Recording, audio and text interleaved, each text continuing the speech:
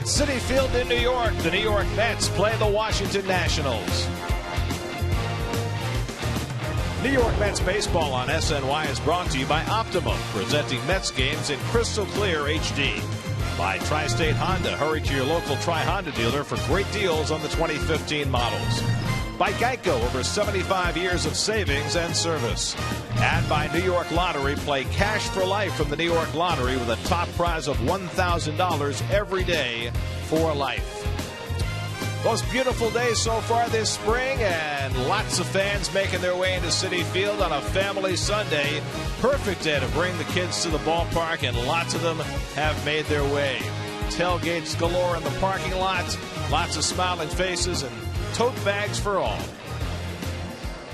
And a pleasant good afternoon, everybody, and welcome to Citi Field. I'm Gary Cohen. Keith Hernandez joins me in just a moment. The Mets and Nationals wrap up their four-game series. The Nationals began the year as the favorites to go to the World Series because of the strength of their starting pitching. That starting pitching has languished at times this season, but not in this series. Steven Strasburg started out on Thursday night, got off to a shaky start, but really kicked it in gear, retired 10 in a row, and he outdueled Jacob deGrom that night. Then on Friday night, a classic battle of aces, Max Scherzer against Matt Harvey. Harvey won the duel, but Scherzer impressed. 10 strikeouts in 7 innings as the Mets won that game 4-0 to even up the series. And then last night it was the left-handers. Gio Gonzalez squared off against John Neese, and we may have never seen Gio Gonzalez better. Great fastball, terrific curveball, and he shut the Mets out for 7 innings. He struck out 9 along the way, and oh, by the way, he also turned in the defensive gem of the night with this diving stop to complete his outing in the 7th inning. So the Nationals starting pitching 19 in the 3rd innings in the 3 games of the series so far. 3 runs allowed, 26 strikeouts, and for a staff that was highly touted and got off to a slow start, they seem to have kicked it in gear. Well, remember, last year they had one of the best rotations in baseball, and they added to it, of course, acquiring Max Scherzer from the Detroit. So they're 5 deep. Normally you see a good pitching staff, they're 3 deep, maybe 4. This team's 5 deep, and you know what? They're all quality. The guy pitching today won 16 last year. You can't keep a good man down. It's a long season. They got off to a bad start. They're starting to turn it around. Doug Fister's had 2 poor back-to-back starts, but he, as you mentioned, terrific pedigree. Last year, 16 wins in his first year with the Nats. And 4 wins against the Mets and 3 right here at Citi Field. I almost said Shea, excuse me. So he's kind of looking to make his record against the Mets 5-0 in a big game for him to pitch. On the other side for the Mets, Dylan Gee coming off as economical a start as we've seen in years. Well, he pitched a great ball game and got a no decision. He's still looking for his first win. He's had 2 good outings his last 2 times out. The last one in Miami was superb, the best I've seen him pitch. He's looking to get his first win. He's 8-4 lifetime against this Nationals team. So it's the 3rd of May. The Mets have lost 2 out of 3 in this series and 6 out of 9 overall since their 11-game winning streak. And it feels like a big game today despite the early nature of the season. It is a big game, Gary. And we talked about this series being so interesting. Well, it's lived up to everything. This is basically a game the Mets, I feel, have to win. The Nationals have come into this series winning 14 out of the last 15 here at Citi Field. The Mets are a different ball club here. The Nationals have kind of upped their game here coming in here. The Mets have to get away with a split here. Mets trying to get the split. They're in first place in the National League East, trying to solidify their hold. Mets and Nats, all the action today on SNY.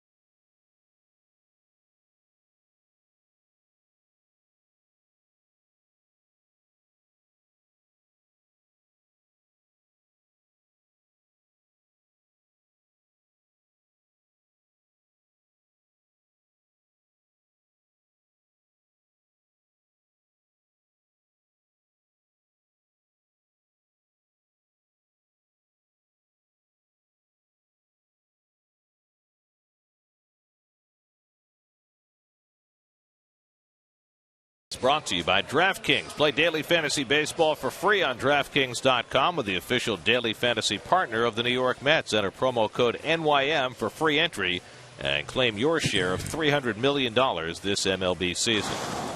Get to Citi Field Saturday, May 16th when the Mets take on the Brewers at 7:10. The first 15,000 fans will receive a Mets fedora, courtesy of Select Spider. For tickets, visit Mets.com/Super Saturdays.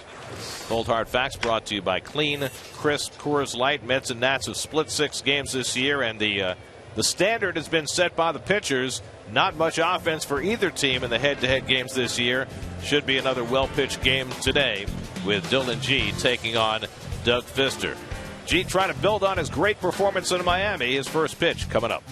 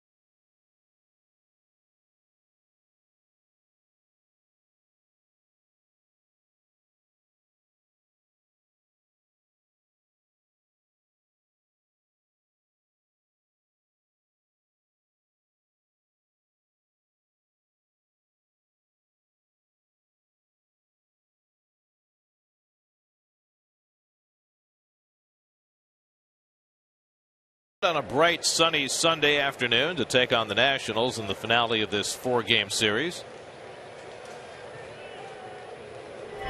Denard Span back in the lineup after missing the last 2 with some core soreness. Leads off for the Nats. First pitch from G is too high with the fastball, and we're underway. Span played the first game of the series, went 0 for 2, came out of that game early. Remember, he had core surgery earlier this year, and so he is still recovering from that.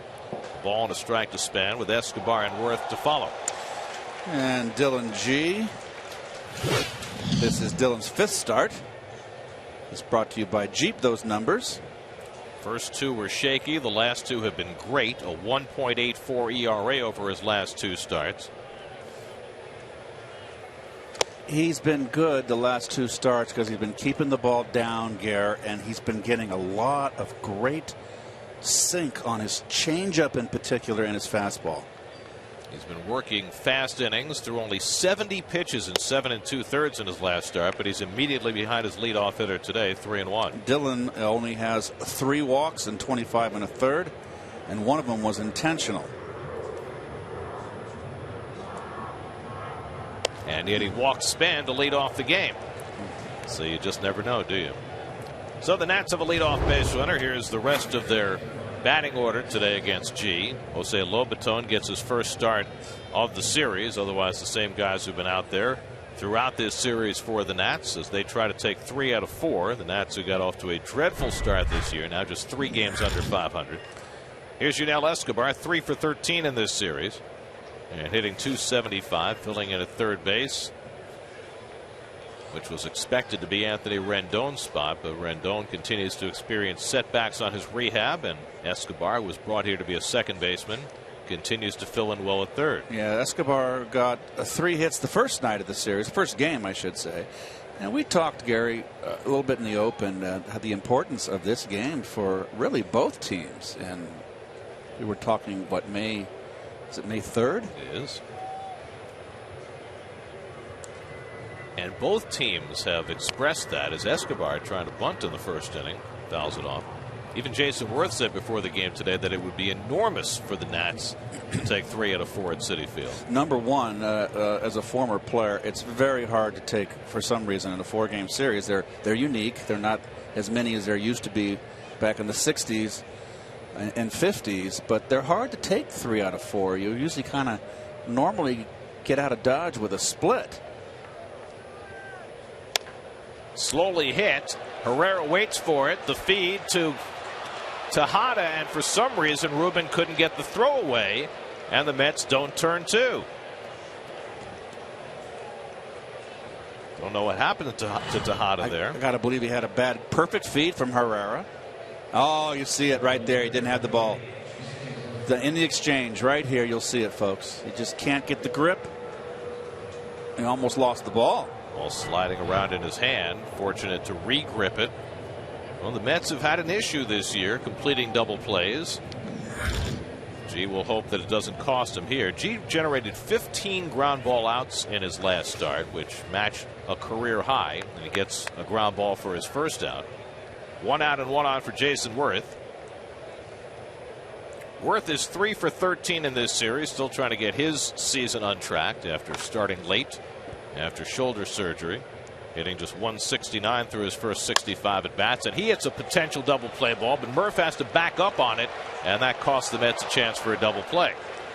Ball, if Murphy comes in, maybe they turn 2, but he backs up, and so again they settle for 1. I like Murph a whole lot better at third base. Okay, he plays the long hop. That's fine. If you can't get the short hop, always make sure of 1. He backs up. That kind of takes away the chance for 2, but you know what? Get that lead runner. You'd like to see 2. They would have had 2 if the exchange on Tejada, the ground ball prior, was tailor-made. So that gets Bryce Harper a first inning at bat. Harper 0 for 3 last night, but he's gotten on base now 18 straight games, leads the league in walks, 8th in on base percentage, and he bats with Worth at first and 2 out. So G has already gotten ground ball outs for his first 2 outs of the day. Harper takes a strike. Interesting how if you watch Harper in his stance as he's preparing to get set, he rests the bat on his shoulder and it's parallel to the ground, and then he brings it up to attack. Interesting. Different styles that hitters have, different stances. Everybody's unique. Works for him.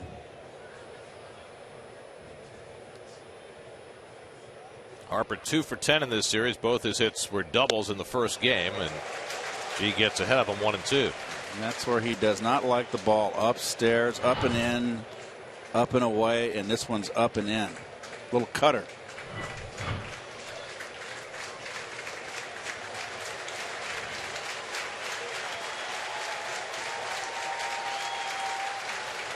One, 2 from G, and he comes inside. 2 and 2. 2 pitches in. I got to maybe think a little change up here that G's been using so effectively against left-handers. Worth at first and 2 out. And Harper bounces that changeup foul. And we'll take a quick look at your Metropolitan defense. Brought to you by Lexus. The Gold Glover in center field, and Tejada getting a second straight start at shortstop. They're sitting down Flores, who's been struggling at the plate. Powecki's behind the plate, given for is what will be with the off day tomorrow. 3 days off to collect himself.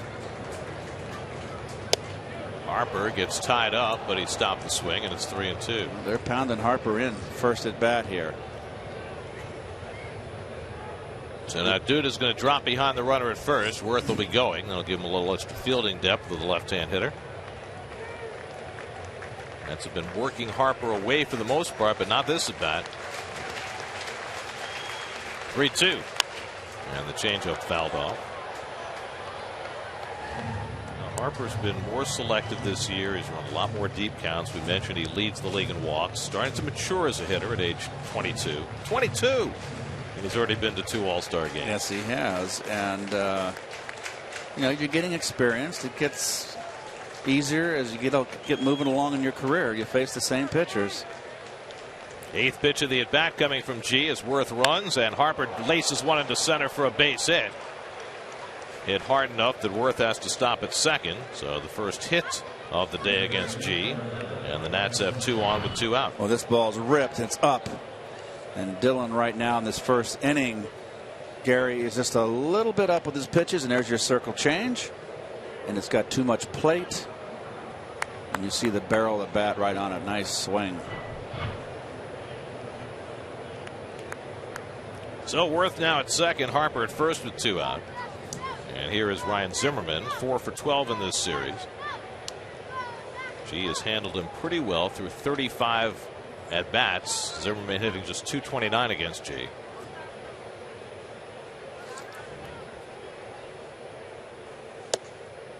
So Dillon, who had easy inning after easy inning in Miami in his last start.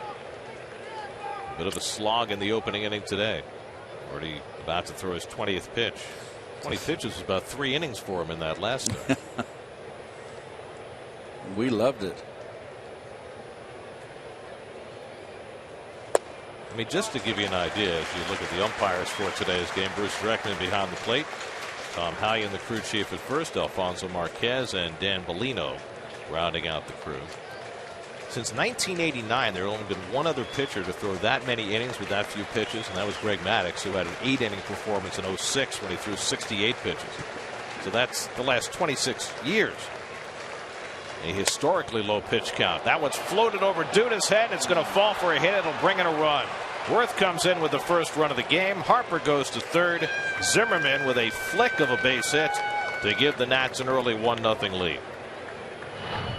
Well, the inability, that's off the plate too, breaks his bat. Unfortunate, but the inability to turn double plays twice back to back there's the contact off the end of the bat. That usually, look how the bat's just split right down the middle. It's almost turns it into a shimmy. So a fortunate hit for Zimmerman, drives in his 16th run of the year, and as Keith said, that inability to turn a double play cost the Mets at least a run, and now Ian Desmond tries to keep it going. Desmond with 3 career home runs against G, and hits the ground ball to Herrera, and that'll do it for the inning. 3 ground ball outs for G, but in between the Nats scratch out a run. Mets come to bat against Doug Fister in the bottom of the first, down 1-0.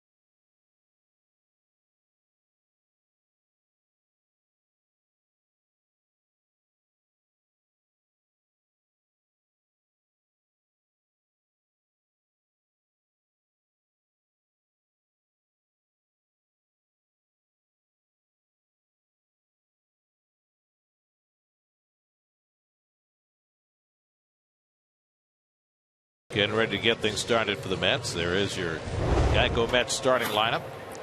Second straight start for Ruben Tejada. Kevin Plawecki back in after he sat last night, and Granderson as well. Got most of the night off last night as John Mayberry played right field against the lefty. And the veteran Doug Fister started his career in 2009 with Seattle. He went to Detroit, and now the Nationals. Last year, his first season, 16-6. Was a big addition. 4-0 against the Mets with an ERA of 1.01. 3-0 here at Citi Field. And quickly ahead on Granderson 0-2. Fister at 6'8", great downhill plane for his sinker. Guy who normally gets tons of ground balls, not a lot of strikeouts. Well, he's got the big movement. He's a sinker, slider, changeup pitcher, and he has that ability to, against left-handers, to start the ball at the hitter's hip and get it to break out over the inside corner. Granderson ropes one into right field for a base hit. So as the Mets fall behind 1-0, Granderson starts him on the road back. Well, good rip here. Fister's been struggling this year so far. This is his 5th start also. You see that ball just straight as a string. Lefties are hitting .310 against him with 3 home runs. Curtis right there got off to the bad start, but walking and really doing a good job, I think, Gary, in the leadoff role. Curtis now 3 for 9 in this series, and here's the hot Juan Lagares. 2 more hits last night. 5 for 12 in this series, and he drops down a bunt. It's a beauty. Escobar with the bare hand throws wide of the bag, and Lagares is safe. An infield hit on a bunt for Juan Lagares. So Juan adds to his consecutive start of the season home hitting streak. He's hit in all 14 games at Citi Field this year. That's a Mets club record to start a season. Can I see the stretch at first base here? This might be a little inexperience on Zimmerman's part. He could have stayed on the bag. I think if you would have had LaRoche there, who's quite an accomplished fielder, that might have been a putout. Let's see. Nope, I'm mistaken. He had to come off. So an early chance for Lucas Duda. First and second, nobody out.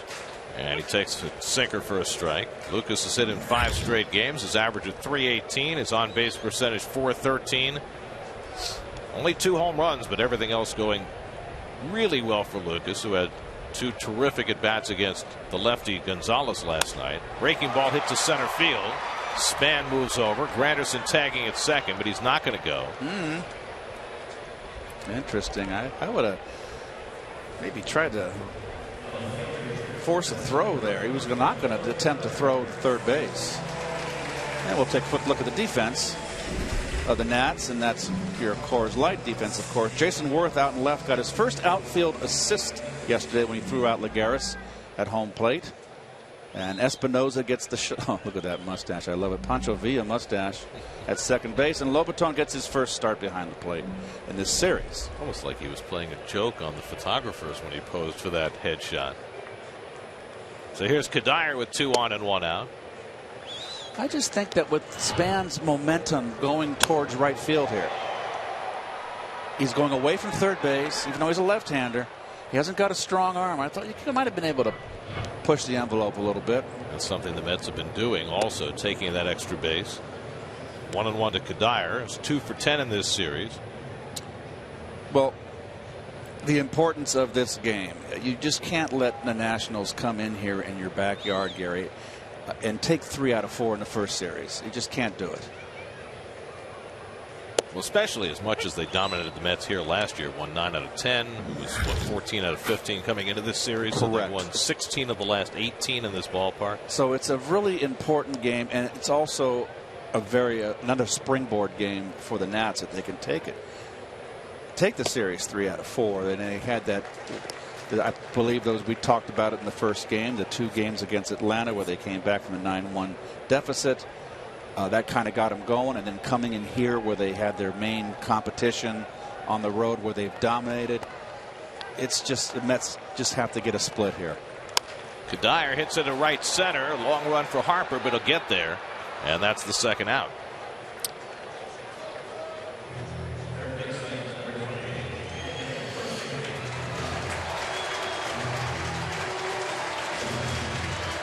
Well, that says it all. And if you look at the scoring, it's been that's stark. That's getting blown out. Dominated. Well, the Nats have scored 1 run in the last 2 games. They've added 1 more today, but they were able to win last night in a pitcher's duel, and runs have been at a premium, and the Mets need to cash their opportunities. They got the first 2 men on here in the first inning, but Pfister's retired a pair. Now he faces Murphy. And Murph takes one the other way. Down the line, foul.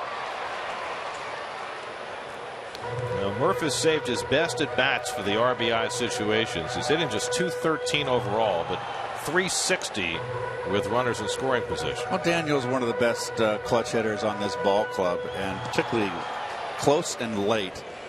Daniel over the years has driven in big runs. Doesn't drive in a lot because he's normally hit second. This is really the first year in a long while that he's been in the position in the order where he can drive in runs. That's the pitch from Pfister, Gary. That's so effective against the lefty. Starts out inside. Oops, and it breaks back over the inside corner. That's a good pitch.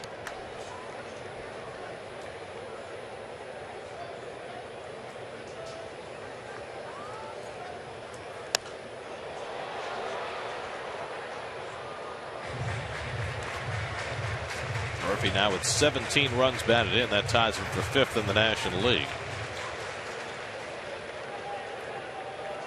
Pfister is a 6'8". So he's a big guy, tall guy, I guess. Big guy who doesn't throw hard. Average fastball this year just over 86 miles an hour. And Murphy flicks one foul on the changeup.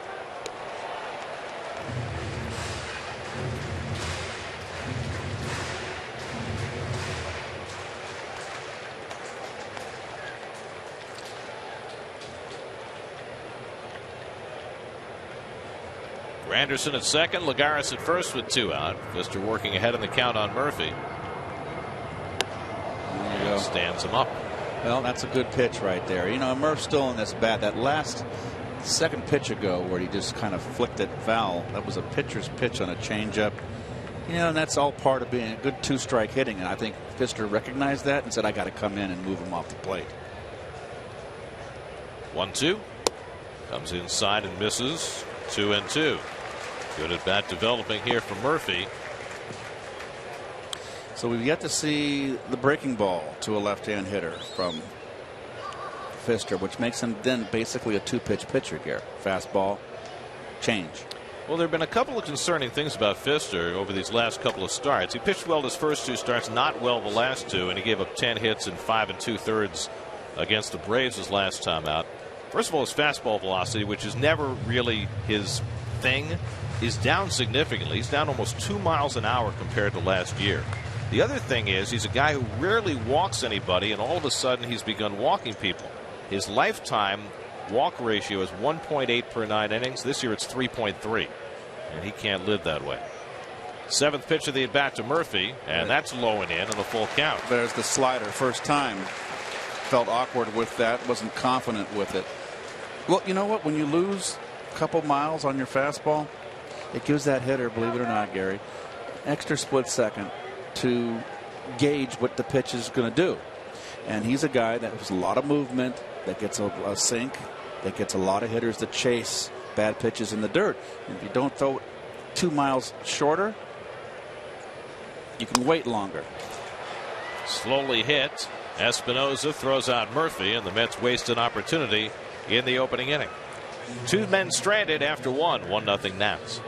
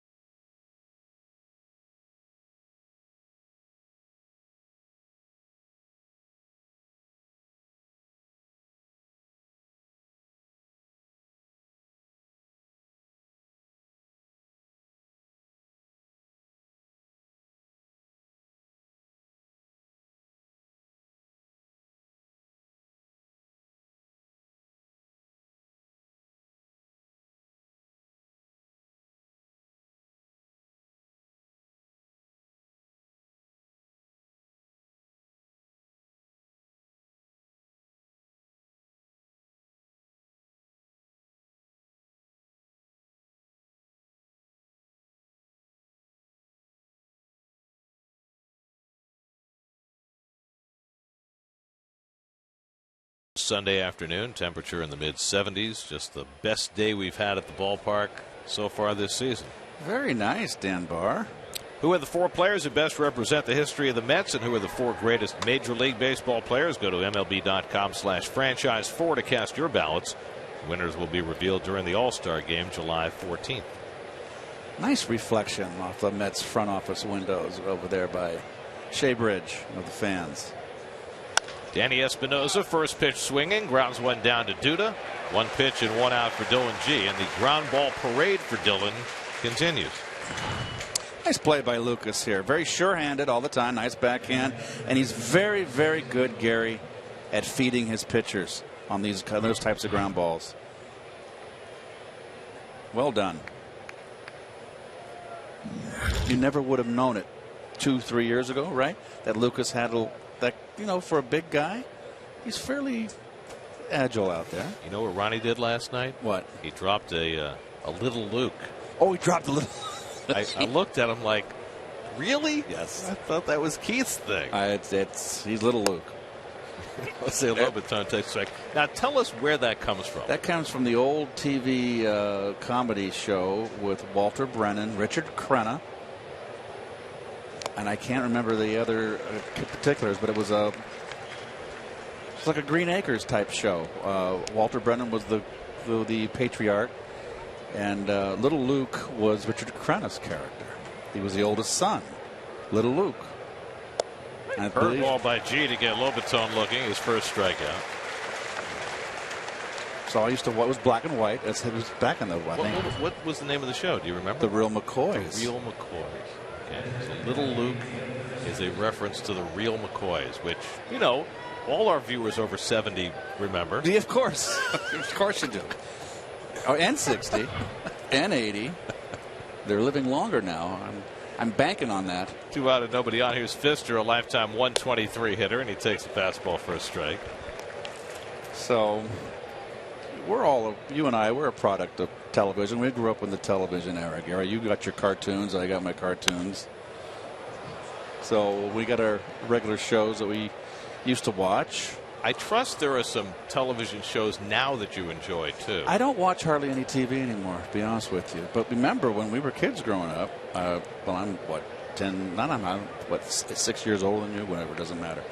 You only had ABC, NBC, and CBS, one PBS station. There was no, what was it, the VHS, whatever that one station was that came in.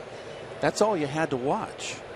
So I think it was a better thing when you only had those many stations. I would suggest you flip on HBO one of these days. There's some good stuff out there. Well, I tell you what, I agree 100%.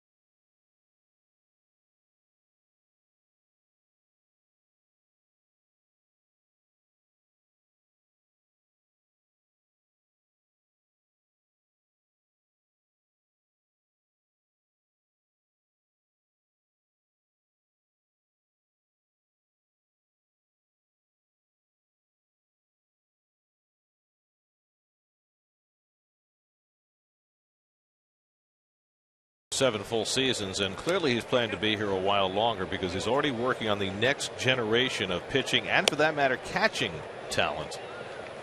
It's almost like a cartoon character out here, this little kid. Look at him.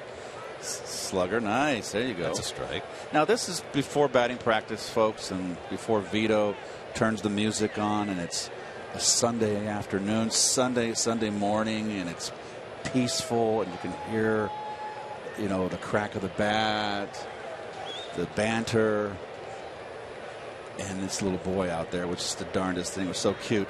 So cute. Even has the signs down. There's the curveball in the dirt. Well, you got to get rid of the jacket. That was the pitching rubber. Nice job, Dan. That was some great stuff. Adorable. Not Dan, the kid. Art Span late joining. Maybe needed some sunglasses. Yeah, that's it. Get those shades in place. Sunny day. Mets down 1-0. Kevin Plawecki leads off in the home second and takes a strike from Doug Fister. Plawecki 2 for 7 in this series. Anthony Recker started last night. Plawecki back in there today. And he saws one down the right side foul. 0-2, and we check in with Steve Gelb. Steve? Gary, 4 hits for Kevin Plawecki in his last 3 games. That equals the total for his first 6 in the major leagues. And Plawecki was telling me he's gotten back to doing what got him to the big leagues, and that's hitting the ball up the middle and to the opposite field. He said that when he first got up here, he was trying to do too much, got a little too pull happy, and because of that, his front shoulder was flying out. He was opening up too much, which made him especially vulnerable to the slider, a pitch that he had hit throughout his entire major league career. Plawecki really working on staying in tight and driving the ball to the opposite way. And the last 3 games, he's only pulled 2 balls as opposed to the first 6 where he pulled 8. Well, he's been consciously going to the opposite field. I can see it almost to a fault. I don't want him to commit too much the other way, but I do agree. Gap to gap. I never liked when you go the other way. It doesn't mean to me hitting a ball over the first baseman's head. It means hitting it over the second baseman's head in Plawecki's case. And he takes a call, 3rd strike from Fister. Well, his most impressive at bat was the one that Taylor caught the other night that he hit pretty much straight away to center field. Taylor made a great play to rob him of an extra base. And you got a base hit up the middle to the right side of second base. He likes the ball down, and he naturally goes that way. 1 out and nobody on now. Ruben Tejada starting for the 2nd straight day. And you mentioned it earlier, Keith, that Mets are trying to just keep Flores calm, hit him some time to just take a step back and not put too much pressure on himself. And you would have figured that this would be a day that they would rush Flores into the lineup. He's 5 for 9 against Fister, but clearly the other piece takes precedence right now. Well, I think also you've got G on the mound, Gary. There's twofold here. G on the mound, ground ball pitcher, better defense up the middle with Ruben at shortstop. The other side of the coin is the last ball game 2 days ago that Flores had. He took a golden sombrero, and he looked down in the dumps. So with the off day tomorrow, this gives him 3 days to collect, clear his mind, work on the things he needs to work on, extra batting practice, whatever they do it underneath or out on the field. I always preferred extra BP on the field. I wanted to see where my balls went in relationship to the ballpark. You can't get that effect as Ruben pops up in a cage. Lobaton grabs it for the 2nd out. Well, Flores made 2 errors in this series. This one was the really rough one. Should have been a double play. Should have been 2 out and nobody on. It got DeGrom in trouble. And then another throwing error on Friday night. Well, he gets loose. He throws sidearm, and the ball will tail into the runner towards home plate. He has to come over the top. That's what he needs to work on when he takes his ground balls. Every throw, when he takes his ground balls pregame, he's got to throw over the top and really focus on that. And that is the only way you're going to break that habit. But I agree with you. I think it's the fear that the fielding woes are bleeding into his hitting that most concern the Mets. That was the first 4 strikeout game of Wilmer's career 2 nights ago. And the 4th strikeout, I saw his expression, and I went, oh boy, I've been there. Herrera hits one in the hole at short, running around the backhand Desmond, and gets Herrera at first. A 1-2-3 inning for Doug Fister. That sends us off to the 3rd. Desmond, who's had fielding problems of his own, handles this one flawlessly. 1-0 Nats after 2.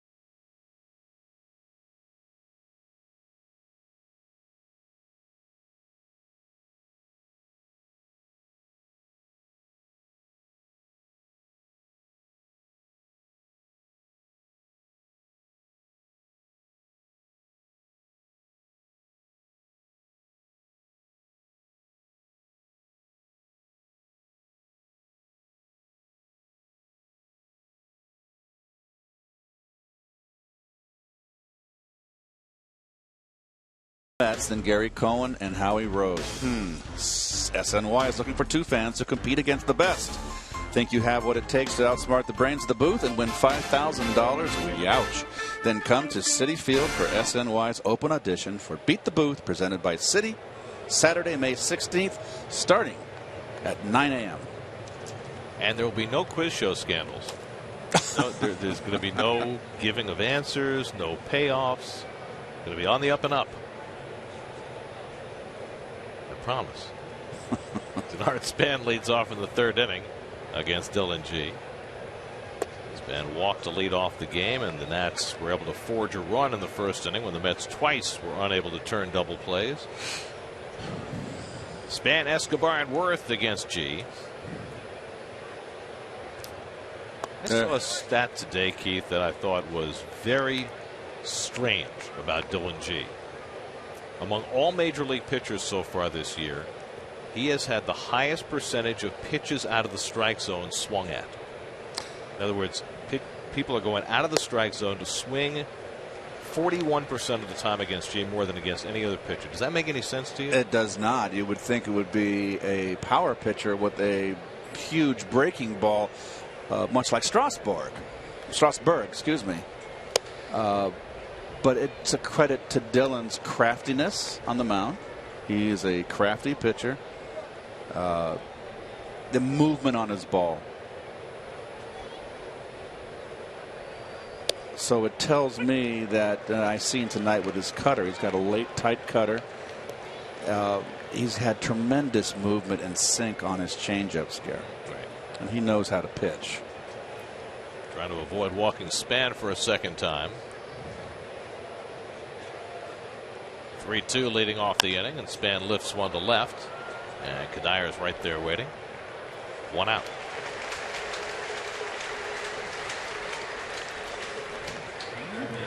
There's Shea Bridge. That's such a great idea that they keep the names of, Bill Shea was the guy that brought baseball back to National League Baseball back to New York. He deserves to have a prominent display here. In memorial, really, is what it is. Yeah, and I think it's for Bill. I think it's also, though, for the fans who have great memories of the stadium that was named in his honor. There's Yunel Escobar, because Shea is represented in left field with the retired numbers and in right center with the bridge. You've got the Hodges entrance, Gil Hodges, of course. The Seaver entrance. Seaver and Casey. Right. So it's all good. All good stuff. This organization now, this Met organization is over, what, 50 years old. That's a lengthy history. And Escobar is hit by the pitch.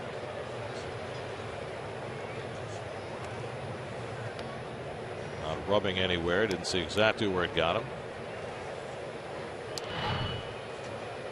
Talking about movement, the ball ran in, and where'd it get him? Oh, it got the bat. And you can challenge that. And here comes Terry Collins, and he'll do exactly that. So it was interesting that Escobar did not react in any kind of pain at all.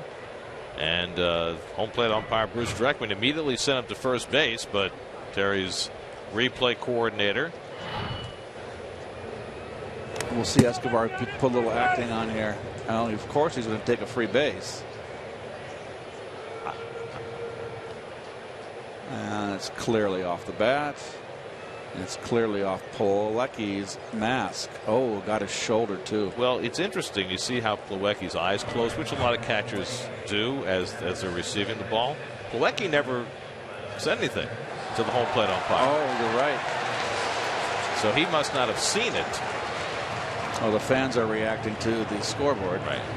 Play under review brought to you by Mazda. This should go quickly. And it will. Yep. Come on back. It's a foul ball, and Escobar comes back to the plate. He was busy tying his shoe at first base, but I'm sure he knew all along it was going to get overturned. He, among everybody in the ballpark, knew that he had not been hit.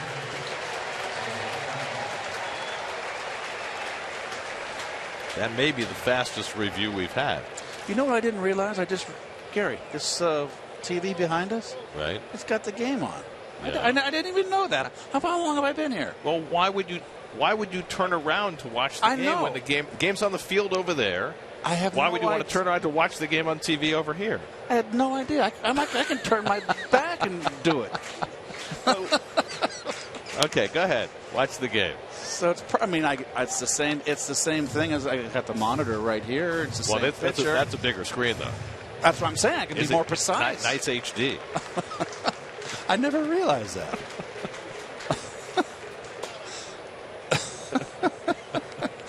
to Escobar. By the way, 47 seconds on the review. They should all be that fast. Yes.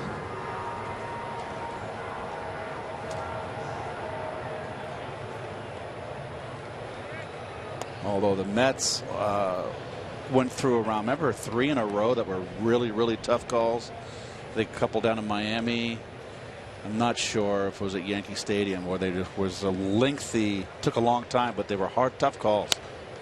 Well, they've won 3 in a row now. Friday night they got an overturned call on the caught stealing of Bryce Harper.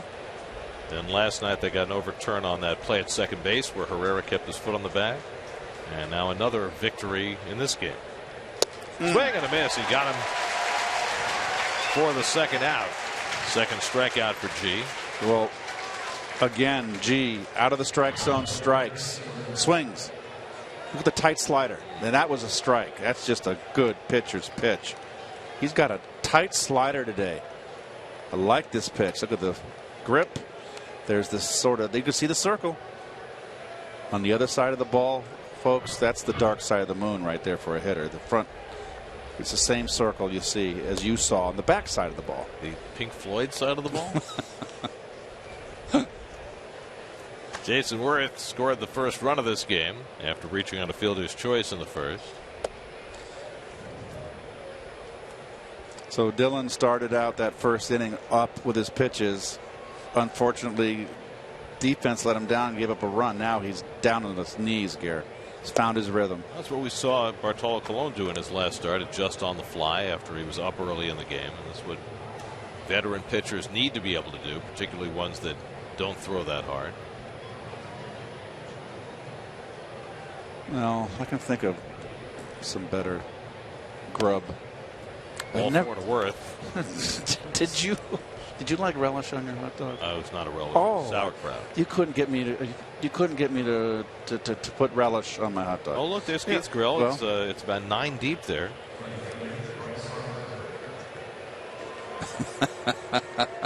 We showed Keith's grill last night. We saw somebody manning a spatula with their left hand, but we couldn't see who it was. We thought maybe you were putting in a cameo. No, it wasn't me. I was in Montauk last night, Gare. Were you manning the grill in Montauk? No, I was not. I was at dinner at Harvest. With Bryce Harper. Breaks his bat. That's a fair ball. And Duda makes the play to end the inning. So G shatters Harper's bat. Duda wrestles it to a standstill and gets the out at first base. And that gets Dylan G through the top of the third. That's a big man smothering a baseball.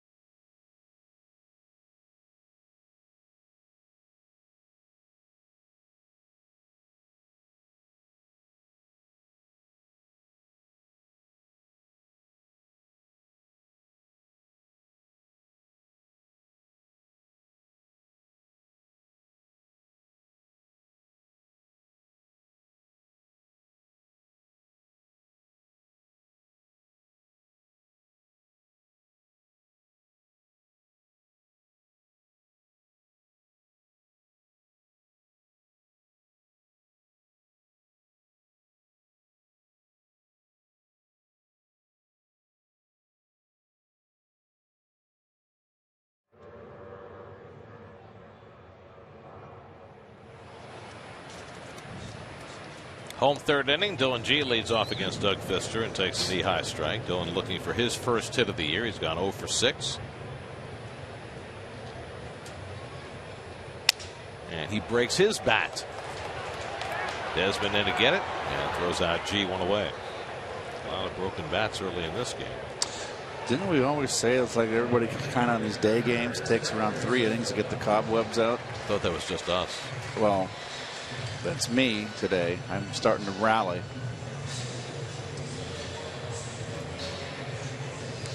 Do I need to check your blood pressure? No, my blood pressure is like an 18-year-old, believe it or not. Thank you, Lord.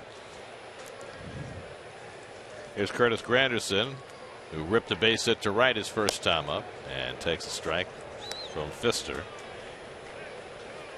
Doug Fister starting his second time through the batting order. His numbers against the Mets have been off the charts. Last year he faced the Mets 3 times, beat them all 3 with an 0.89 ERA and only 1 walk in the 3 starts combined.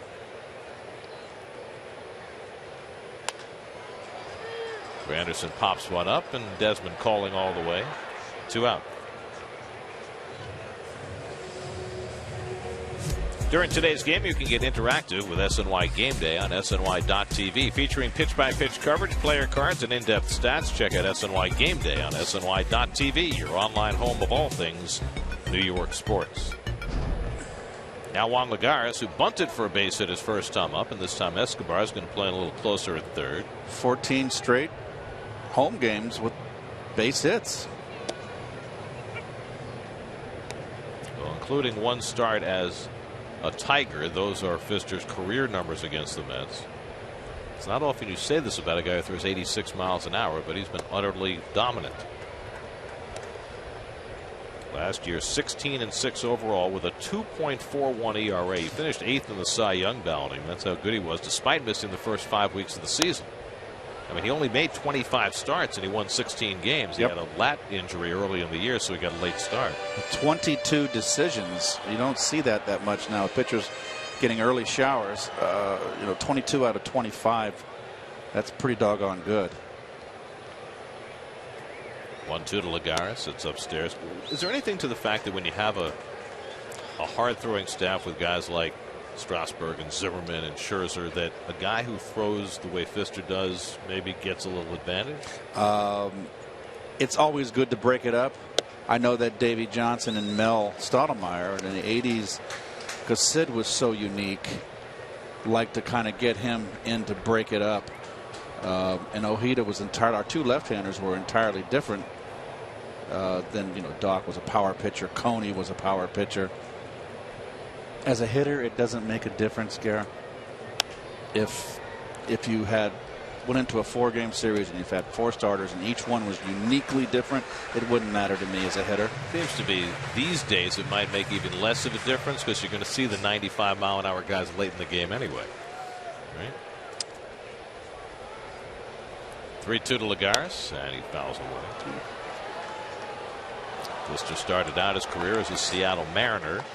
And that to the Tigers and then on to the Nats 2 winters ago. Those Mariner teams he was on, that's deceptive. They were not very good teams. That's the record. But look at his ERA has gone down with each stop. Yeah, well, you're playing for better teams. They're scoring runs for you. You got good stuff. You're going to win. Pfister now 31 years old. Came out of Fresno State, where his dad played football back in the day. It's interesting, Gary. I look back at the, 86. Toward the middle, and Lagares has another hit. So another multiple hit game for Lagares, who's now 7 for 14 in this series. And Juan is hot, and he's just hitting line drives. Like what I'm seeing. He's coming to his own, much like Duda. You can put them in the same category. They're major leaguers now, and they believe in themselves. And it's nice to see. It's nice to see the development. 33 hits now for Lagares. There are only 2 players in the league who have more. D. Gordon and Matt Kemp. And a strike to Duda, 0-1. I'm just surprised that Juan hasn't been cut loose yet to steal bases. Well, remember last year they forced him to steal late in the year, and he was very successful. I think it was 8 in a 9-game span. It's not a very big lead. But you know what? If you're not stealing, and Juan has not been even attempted to steal, then that's an average lead. So it's fine. It's just how you come off with the pitch. Pfister's also very hard to steal against. He hasn't given up a stolen base in his last 35 starts. Duda hits one into the shift. And he's thrown out to end the inning. So Pfister works around Lagares' hit. He leads 1-0 after 3.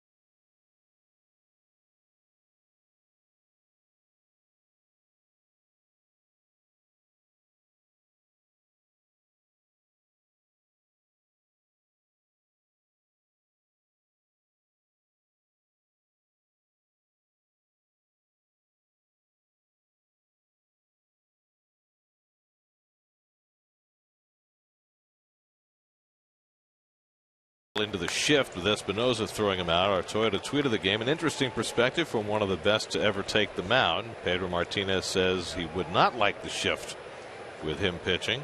He would trust the fielders and their instincts. And Pedro can't possibly be put into that category of being an old dinosaur. He hasn't been out of the game that long. Ryan Zimmerman's driven in the only run of this game. A broken bat flick base hit to right in the first. I don't know. There's no question that over the long haul, those shifts are scientific enough that they're going to take away hits. Yeah, I'm beginning to get won over by the shift, Gary.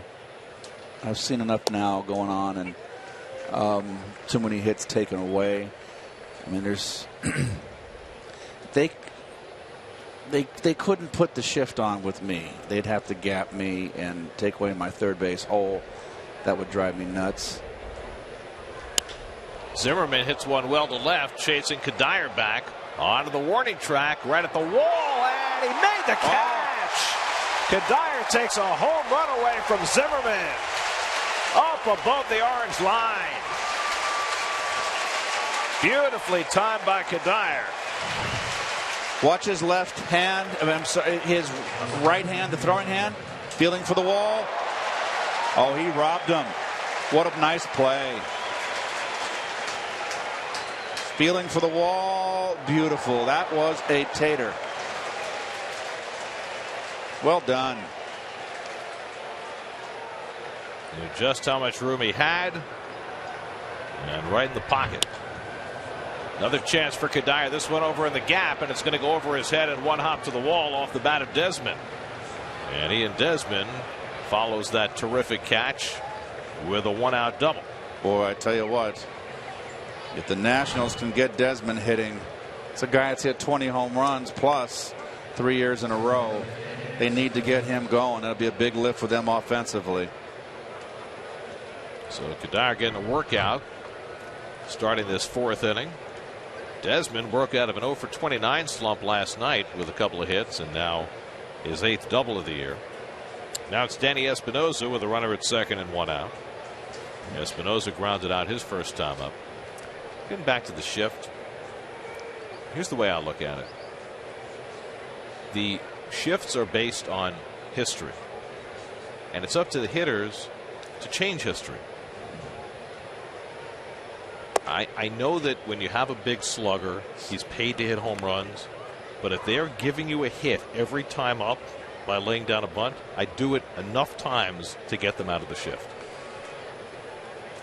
If you've done 5 times in a row and you're safe 5 times in a row, they're not going to shift anymore.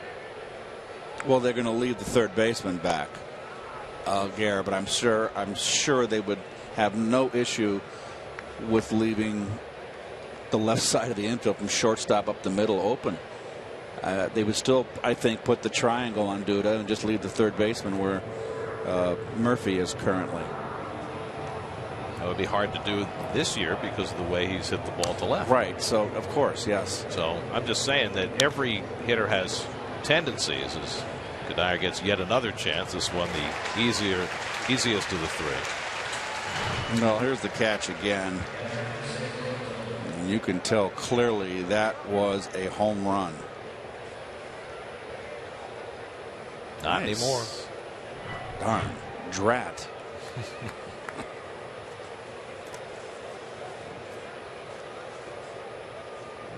So now Jose Lobaton, the switch hitting catcher, and it looks like the Mets are going to walk him intentionally. We have the pitcher on deck and first base open. So Lobaton getting his first start in the series, struck out looking his first time up, but the Mets aren't going to mess around here with a runner in scoring position. They'll take their chances with Pfister instead. So a game where Dillon came in with only 3 walks, 1 intentional. So let's just say 2 walks and 25 1/3. He's walked 3 guys now, which really legitimately only 2, which is above what he normally has been doing all year. He's a strike thrower.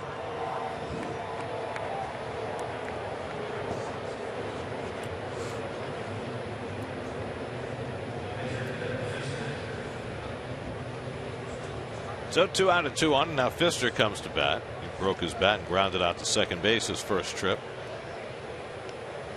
74 career at bats for Pfister, 2 career runs batted in. He's got Desmond at second, Lobaton at first, and 2 out. 1-0 Washington, 4th inning.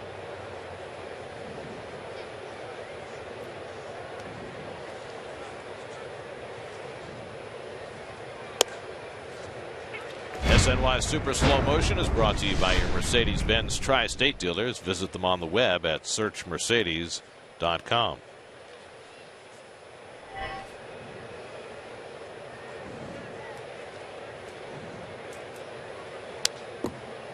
Not a bad swing by Pfister, but G's now ahead 0-2. See more pitchers today bat from the opposite side from the way they throw. Yes. Expose that pitching arm. See, he's got that pad on his right elbow.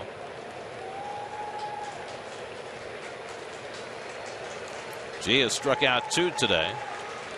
And make it 3 as he gets Pfister to end the inning.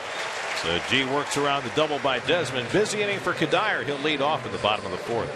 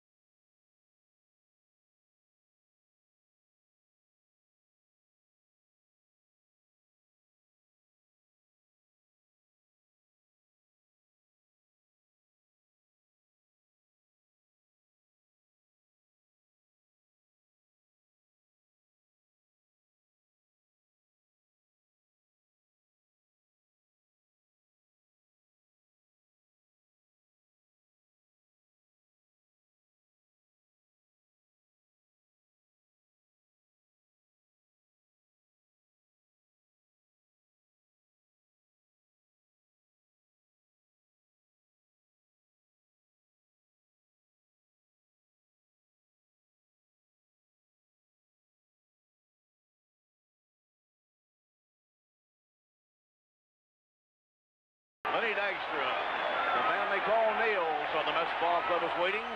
Now the pitch. And a high fly ball hit for right field. It is fairly deep. It's way back by the wall. He did it! It's a home run! A home run! The Mets win the ball game! Well, we celebrate Lenny Dykstra today, showing his historic home run in the National League Championship Series from '86, because today is the 30th anniversary of Lenny's big league debut. And big game player. Everybody loved Lenny. Fans fell in love with him. Mookie and him platooned. 2 energetic players. Now let me get this straight. His first big league game, he faced Mario Soto, and he had a home run in his second at bat. Yes, he did. A lot of people may not remember how good Mario Soto was. Yes, he was very good. He was the king of the changeup. Best changeup in the league. And he threw around 95 miles an hour, too. So, you know, Lenny got a big hit in the World Series for us. And we lost the first 2 games at home and went up to Boston and off Oil Can Boyd, game 3. Led off the game right around pesky pole. Right. And that ignited us. That just electrified us. And we were on our way. Kadire down swinging for the first out of the 4th. So Pfister has his second strikeout of the day. The Mets offense is in brownout right now. They've gone 12 straight innings without a run. Good sinker down and in. Daniel Murphy, who grounded out on an 8-pitch at bat his first time up. Had a 10-pitch at bat last night against Gio Gonzalez. This will be a 1-pitch at bat as Espinosa throws him out 2 away. So this game is kind of moseying along, isn't it, Gare? Well, the Mets, as was the case last night, had their best crack in the first inning. Last night they got a runner thrown out at the plate in the first. Today they got the first 2-man on in the opening inning against Pfister, who's been struggling, and he's been able to right the ship and allowed just 1 base runner since. There's Gio Gonzalez, who looked just great last night. His ERA was over 5 opening the night, but he was dominant for 7 innings. Well, Gio's got great numbers here at Citi Field. Desmond throws out Plawecki, a very quick inning for Pfister. He threw just 7 pitches, threw 4, 1-0 Nats.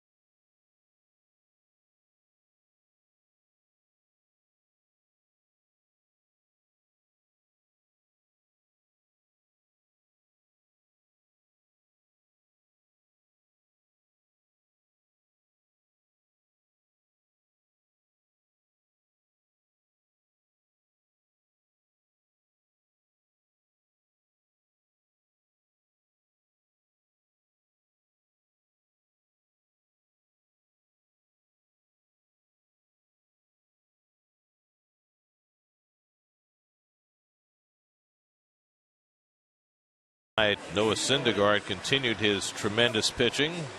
So his bobblehead and makes some hitters bobble as well. 7 scoreless for Syndergaard last night. He struck out 10, walked only 2, allowed 4 hits. He's now thrown 14 straight scoreless innings with 19 strikeouts. And between Syndergaard and Steven Matz, they both appear like they are on the cusp of being ready.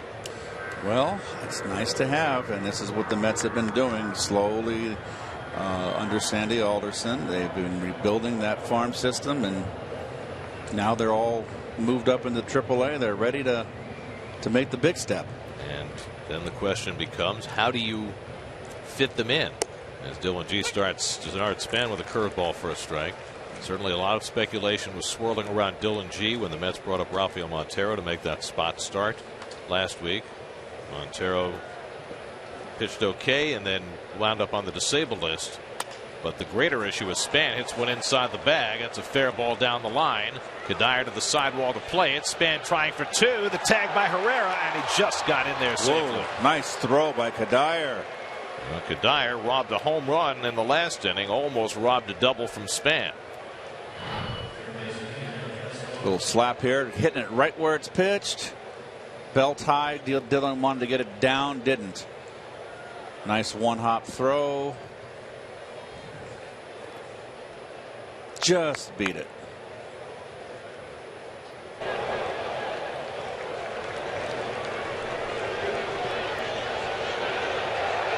Chugging along, wasn't he? Really had to turn it on for his 5th double of the year. So now runner in scoring position with nobody out. Mets pinch the corners in against Escobar. And they're going to pitch him in where they just stay inside on Escobar. We've got a long swing. There's your defense. Duda and Murphy dropped back a couple of steps after Escobar didn't show bunt on that first pitch. And Escobar goes the other way naturally. He's going to be trying to at least minimum advance the runner. They're going to stay in. He misses his location. It's 2-0. I was going to say about the Mets' young pitchers, especially with Matz and Syndergaard. They've got such a wealth of talent there bubbling up toward the surface. It really invites scrutiny for just about every start that a guy like G makes. Toward the middle of the diamond, Tejada can't flag it down. Span had already stopped at third, and he'll have to stay there. Tejada unable to keep that ball in the infield, but it turned out not to matter. Pretty good hitting right here. That ball was inside and just muscles it up the middle. Tejada just can't get a glove on it. And did you watch the third base coach? That's Bob Henley. But he held up Span instantly with Lagares coming in. That's why Span slowed down. I don't see why you have to be that quick with the stop call. Make him make a hard turn. Suppose Lagares comes in and muffs the ball. Well, especially as slowly as that ball was hit, Lagares had a long way to go to get that ball. Here's Jason Worth, first and third, and nobody out. And a good slider by G to start him off. Now watch the third base coach, left hand part of your screen. He's holding him up right there. He's holding him up.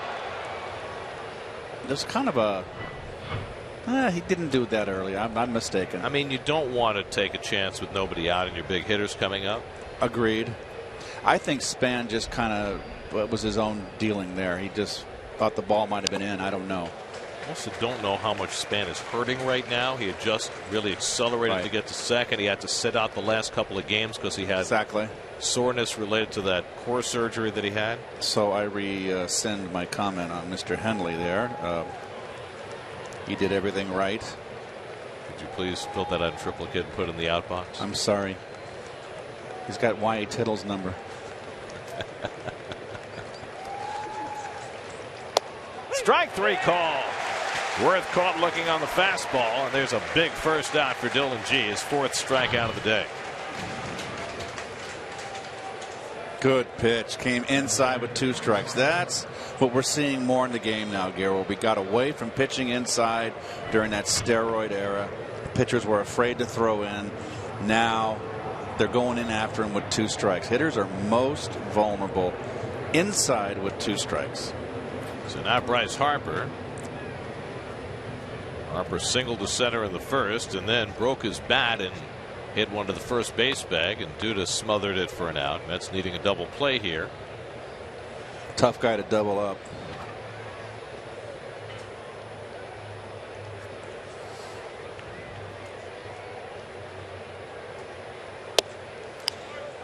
So Dylan aggressively pitching Harper inside. First 2 at bats pounded him in. Broke his bat last time on the ground ball to first base.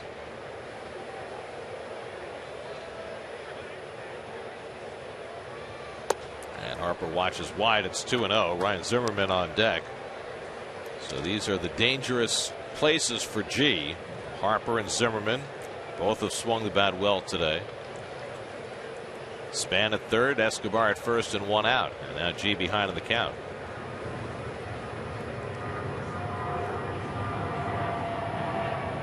And now 3-0. You got to be careful here that Harper, who's been hot, well, he's got those stirrups jacked up, doesn't he? Get out of the way, Mr. Pilecki. Look at that. Hello. Very nice. Old school all the way. Well, old school's the ankle chokers, Gare. I knew it. Swinging 3-0, and G gets a huge break. Harper swings 3-0 and hits a weak pop up to short for the second out. Well, just a poor. You're 3-0. You're looking for the pitch that you want to hit. Number one, it's got to be a fastball. It's a cutter. So why even? And then you get jammed. So I know it's easy up here. I'm sitting on my duff. You know, I'm not in the box, and you've got so much time to think about it. But you're looking for a fastball, middle in, not a breaking ball. You're not swinging. Look at him. He's so mad at himself. I don't know if I over anxious. He's talking to himself. So now G with a chance to get through the inning unscathed, facing Zimmerman, first and third and 2 out.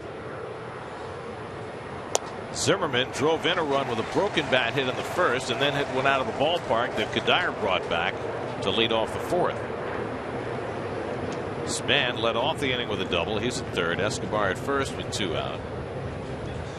And the decision to stop Span at third, whether it was his or Henley's, looking bigger now with 2 out, as Zimmerman went around on that half swing. 0-2. Well, you got to pitch him away. You got a lucky driven in the only run in this game, and it was a dork over Duda's head. Has trouble with pitches away. Stands way off the plate. 0-2 from G. Struck him out. Dillon climbs the ladder and gets himself out of a big-time jam in the 5th. The Nats at first and third and nobody out. They do not score.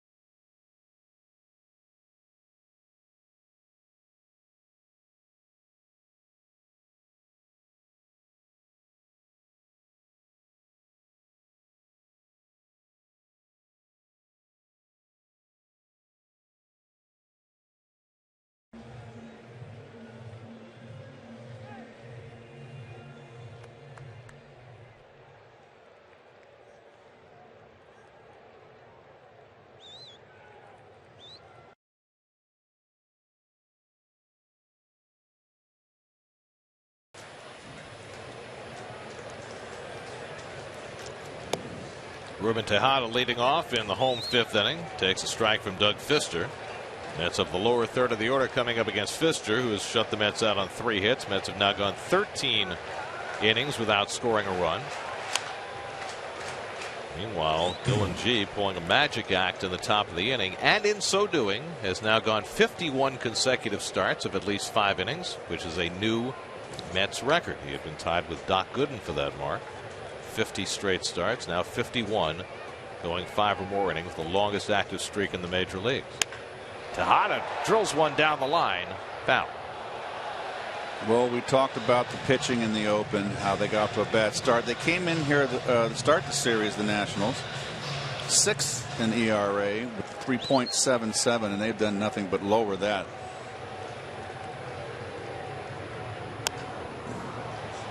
Bloop, shallow right, but Harper playing shallow there to grab it. 1 away.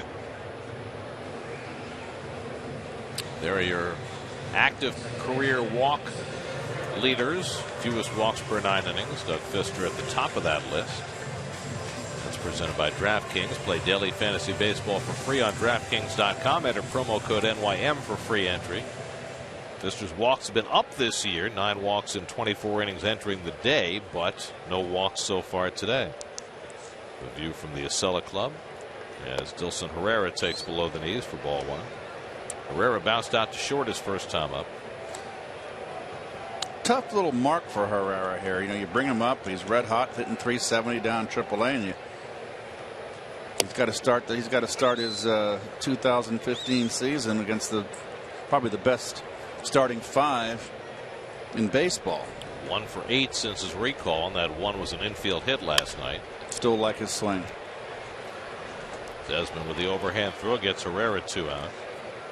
By the way, Desmond has certainly cleaned up playing short. I mean, he looked so out of sorts when we saw him to start the season. No, obviously it got into his head. 9 errors, and what made it worse, which compounded the 9 errors, Garrett, was that 4 of the 9 errors cost his team ball games. And that, you know, when you're not really known for defense, you're an offensive player, it wears on you. You know, if you're an Andrelton Simmons and you get off to a bad start, it just rolls right off your back because you know you can pick it.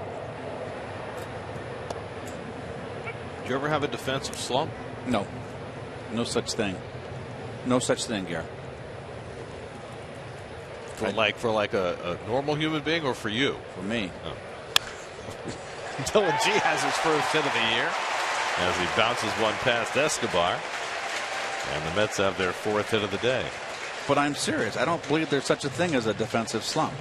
Either you're a butcher, or you're mediocre, or you're fair, or you're above average, or you excel. The ground balls are ground balls. No issue. But don't you think some players, as is the case with hitting, get a crisis of confidence at times? Well, if they make one error that turns into 2, into 3. Played with a lot of players that if their game went, the hitting went south, they took it out in the field. You know, there's a lot of players like that. Granderson hooks one foul.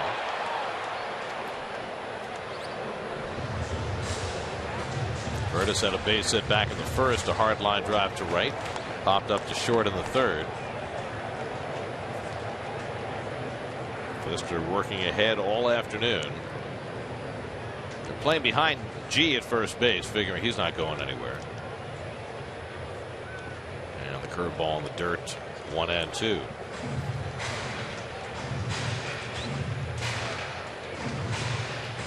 It's just a gorgeous day.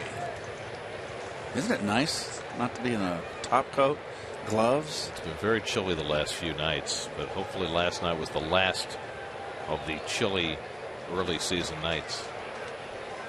1-2 to Granderson, and he bounces it foul. Mets are home Tuesday and Wednesday night with the Orioles coming in. Cologne goes Tuesday night, and DeGrom Wednesday night. Mets have 2 off days this week, tomorrow and Thursday, which means that you're going to have pitchers working with 2 extra days of rest because they're not going to skip anybody.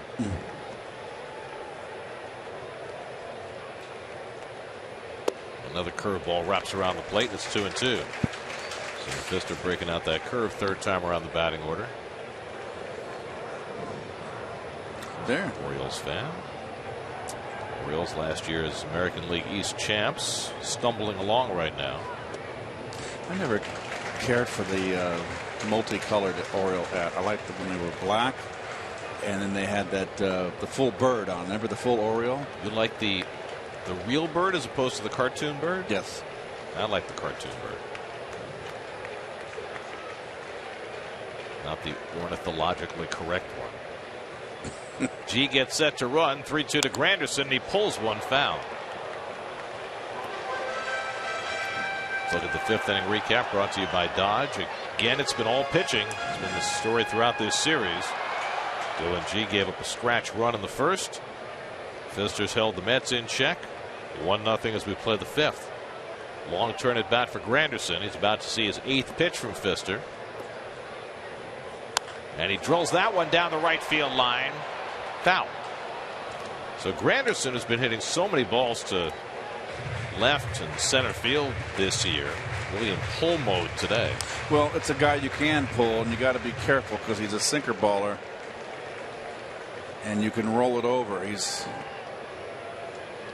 hit a ton of balls in foul territory down the right field line this game.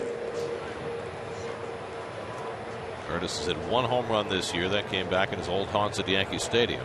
This will be the 9th pitch of the at-bat. G having to do a lot of running here. Will be going again. And Granderson bounces that one foul. So G is getting his wind sprints in. Oh, a little splitter. That was just 2 pitches ago, and it didn't do much. Did not do much. Those are the kind of splitters you want to hit.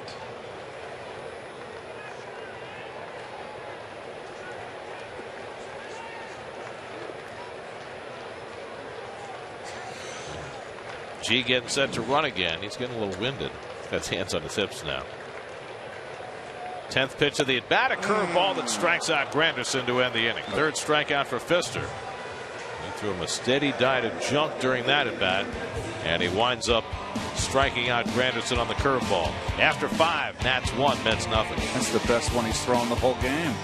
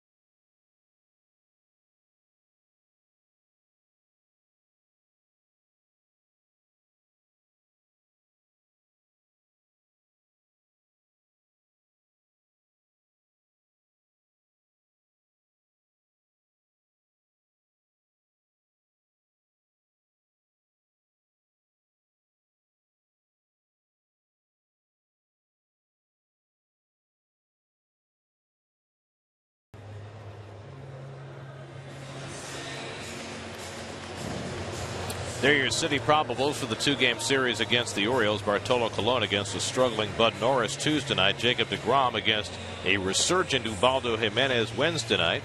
And for more on the Birds, let's check in with Steve Gelb. Steve?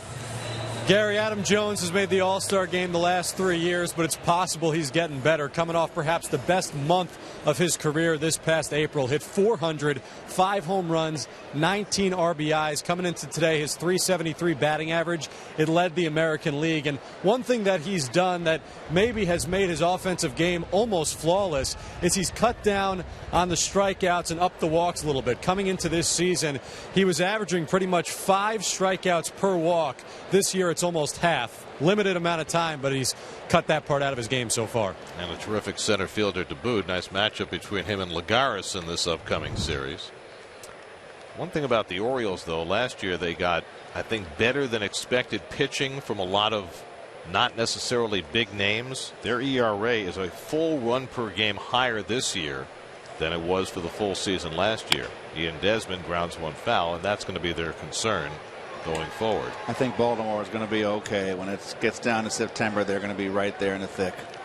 Well, they need to get their middle infield back. J.J. Hardy hasn't played yet this year. Shoulder injury. Jonathan Scope is hurt. Knee injury. How about Wieters? Well, Wieters, you know, coming back from Tommy John surgery, you don't know whether he's going to be able to come all the way back. And the kid who's replaced him, Caleb Joseph, he's done a great job. He's hitting well over 300. So they've got some issues to deal with.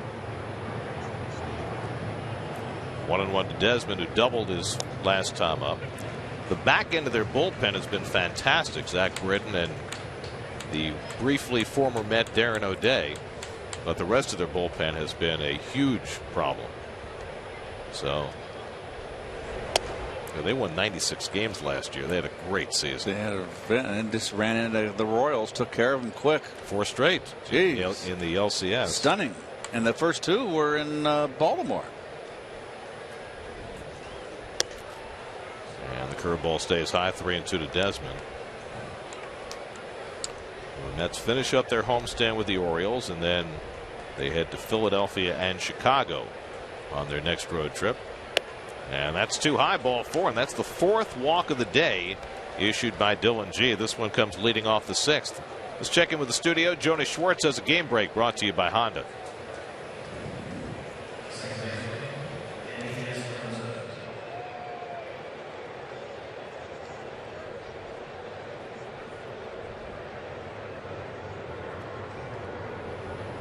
Kelly Johnson with the other home run for the Braves. Kelly Johnson, 5 home runs, leads Atlanta in home runs. Who had that in the pool?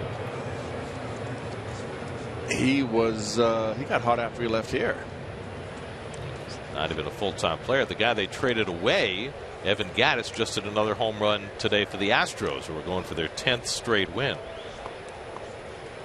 And there are those next series for the Mets. The 2 games with the Orioles, then another off day. 3 in Philly over the weekend, and then 4 at Wrigley Field. Their only trip to Chicago this year, next Monday through Thursday. Cubs are a much better team, and their record is indicative of that. They're 13-9 in second place. Cardinals are playing great. Wow. Lose Wainwright, they just don't skip a beat. 17-6. Amazing. That whole organization, think of all the hits they've taken in recent years, and they never miss a beat. I mean, it was 2011 they lost Wainwright in spring training to Tommy John surgery. They won the World Series that year. Yep. That's when Carpenter had the big proposed season. Right. And was it the year before they lost Carpenter? Carpenter and Wainwright stepped up. Yep. I mean, they lose their budding superstar right fielder Oscar Taveras, who gets killed last winter in a car accident. Well, they just make a trade for Jason Hayward, and he's done a great job for them. So there's something about that organization. Even when bad stuff happens, they find ways to overcome it. It's much like the San Francisco Giants too. I think they get players there and they perform. They're a team.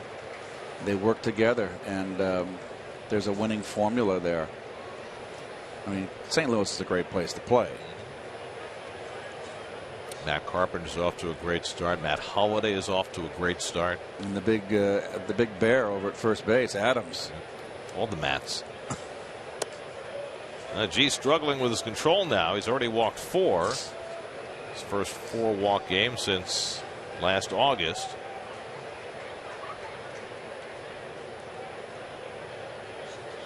Let's get the bullpen cranking. Alex Torres up. Desmond at first, 3-1 to Espinosa. And he socks one to left, chasing Kadire back. On the track, he can't make this play. Desmond on his way to third. He'll pull in there. It's a double for Espinosa. Kadire, who went over the fence to Rob Zimmerman in the 4th inning, couldn't quite catch up to this one off the bat of Espinosa. I think he thought initially that it wasn't hit that well. And the ball is carrying the left field. I thought Zimmerman's ball that was robbed, and we'll see what. No, that's not good. Don't go back, and there's no reason to go back and forth. You go to second base. You got the left fielder drifting back into the warning track, and here's the swing. It's clear that the left fielder is going back to the track. You'd be on second base, maybe one foot towards third. And then the ball's caught. He's not going to be. He's way over in left field. He's not going to. You can tag up and come back to the base. You're fine. Do you think that one step back for Desmond was a moment where he thought the ball was going to be caught and he was thinking, I'll go back and tag up? I don't think you can make that judgment that quickly. I mean, if he's on second base, as he should have been, he scores. Let's bring the infield in, second and third, and nobody out. The number 8 hitter Lobaton at the plate. They intentionally walked him last time up, not this time. And a fastball in for a strike. Well, G found himself in a tough jam in the 5th. First and third and nobody out. And he worked through the 3, 4, and 5 hitters. Now second and third and nobody out. And he's got the 8, 9, and 1 hitters.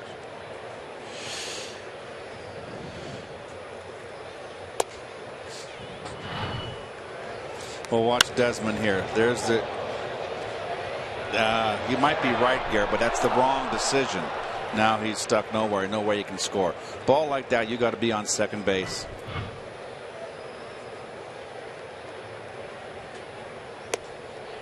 Oh boy. All fastballs getting ahead on Lobaton, 1-2. With the pitcher up next, this is a big at bat for the Nats right here for Lobaton.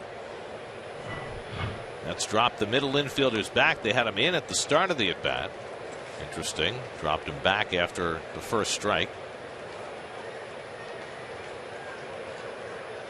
G ahead 1-2 and misses with a curveball. With the pitcher Pfister out on deck. Yeah, with the infield in, Gare, we're only in the 6th inning. The Mets have 4 more cracks at the plate.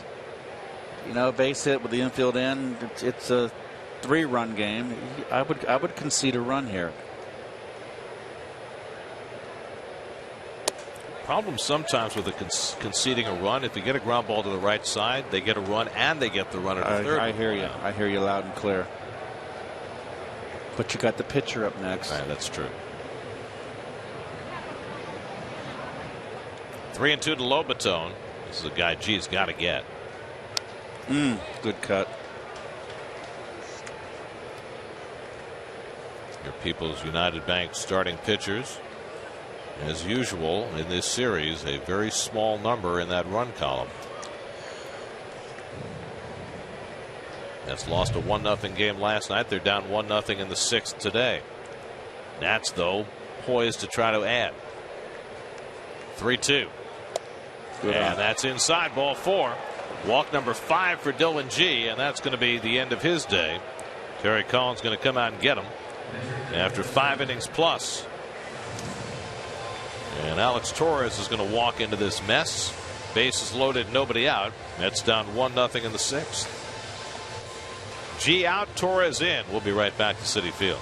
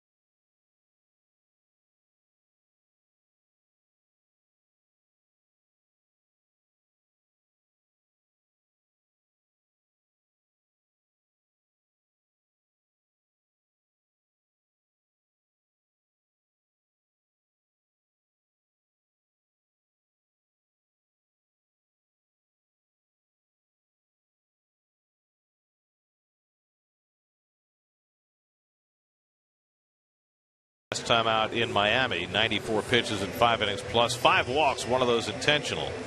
And he leaves with the bases loaded with a chance for his line to explode. Alex Torres will try and keep that from happening.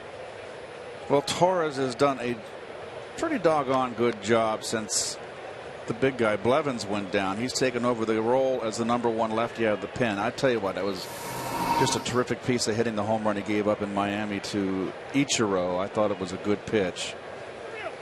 He'll face the pitcher Pfister with Desmond, Espinosa, and Lobaton the base runners. Mets are halfway at second and short, in at first and third.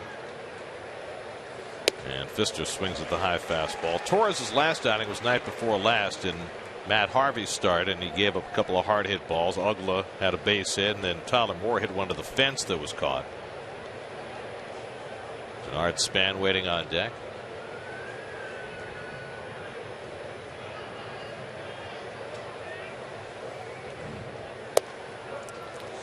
Fister's 0 for 2 today. He's grounded out and struck out, and Torres could use a strikeout here. Well, from an offensive standpoint, the one thing you don't want your pitcher to do here is to hit into a double play, particularly to the corner infielders, would it be a home to first. Or the pitcher. Yep. With that 1-2-3. Fouls off the fastball. All fastballs from Alex Torres. You don't usually see that from him, but against the pitcher looking for the strikeout, he's ahead 1-2. And by the way, Gary, you were right. We had a conversation in between a commercial break here, folks, about hat maker. And they are milliners. You're right. Milliner. Yep. Very good. I didn't know if that only applied to ladies' hats. I looked it up. It's just says hat and headgear wear. There you go. 1-2. Lifted foul. Well, Alex Torres is all about the headgear. It's hard to believe that he is the only pitcher in Major League Baseball who has adopted this protective headgear. Oh, that is not protective, but it's quite lovely. Yep. And we had a boatload of hats at the Kentucky Derby yesterday, didn't we? Johnny Weir. See his hat? I did not. I think he outshone Tara. Here's the 1-2. And Pfister keeping himself alive. They've become quite the act, by the way. Johnny Weir and Tara Lipinski. Tell me what. Oh, I don't watch TV. Oh, it started with the Olympics. They're figure skaters. Okay. All right. You like figure skating? No, I like Johnny and Tara. Okay. 1-2 the count. Desmond faking down the line. Pfister tries to hold, and apparently did so. And now it's 2-2. So I like it when the home plate umpire stands firm and said, "No, he didn't swing. I'm not going to ask for help." And he didn't swing. There was a point there where just all the time, all you had to do was turn around and say, "Ask for help," and they go ask for help. Torres stepping off and looking Desmond back. Desmond faked down the line on the previous pitch. Alex having to work hard against Pfister. 7th pitch of the at bat coming up. And he finally gets it. So there's the out that he absolutely had to have. Pfister retired for the first out of the inning. Fastball right down the outside part of the plate. Belt high. Now, where do you play your infield with Span up, a guy who would be very tough to double up? I would be reluctant to have Duda in. He's halfway right now. You got to play a double play depth. I think Herrera's a little bit too deep, but Herrera's very quick at charging a ball if he has to. He's got good quickness. Span has walked and doubled today, 1 for 2. Bases loaded, 1 out, and he takes a strike from Torres. Off speed pitch to start him off. Desmond led off the inning with a walk. Espinosa doubled. Lobaton walked. And Torres trying to pick up Dylan G here in the 6th inning.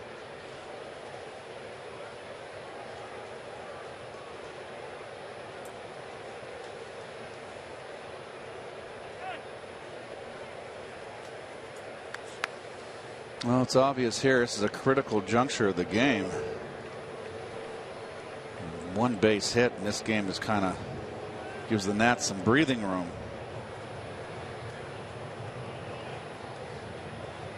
And Span foul tips it, and it's 0-2. Good pitch. Late sink. This is a changeup. Look at that. That is wicked. Out in front. There it is. Little circle. And good screwball action. Now Torres struck out his first batter. He's ahead on Span, 0-2.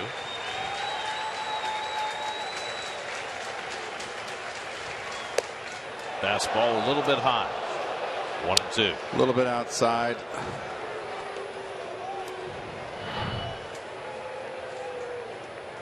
Boy, that's close.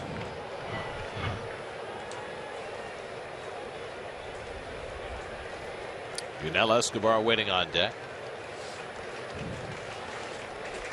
With the Mets not scoring right now, it's imperative for Torres to find his way through this. 1-2 coming. Struck him out. Went back to the changeup to strike out Span. 2 away. Wow, what a performance. 1 out away from getting out of this. Another. Oh, what is this? It's a slider that stayed backed up. It's a strange movement for a slider, wasn't it? Yep. It just stayed inside and he swung at it. Now you got a tough mark here in the right-hand hitter Escobar. Plawecki started out to the mound. Desmond, the runner at third, wasn't sure whether time had been called, and he started edging back toward the line. And when Plawecki was 2/3 of the way out there, he turned back to the home plate umpire, Bruce Dreckman, and said, "I have time, don't I?" And Dreckman said, "Yeah, you do." That would have been a terrible way to give up a run. Well, you're leaving in Torres because he is very effective against right-handers. With that screwball change, he's just as effective against righties. Escobar, an infield hit his last time up, 1 for 3. And it takes outside for ball 1. Escobar 4 for 17 in this series. Jason Worth on deck. The Nats just 2 for 10 with runners in scoring position today. They left 9 runners on base last night, already 7 today, and trying to avoid stranding 3 in this inning. And Escobar tops one foul. 1-1.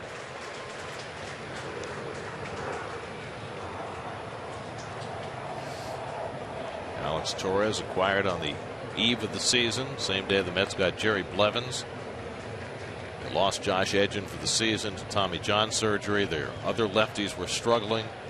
And so Sandy Alderson went out and got 2 lefties in one day.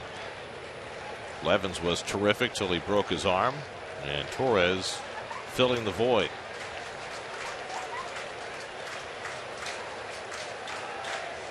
One to Escobar. Swing and a miss and a fastball away. 1-2.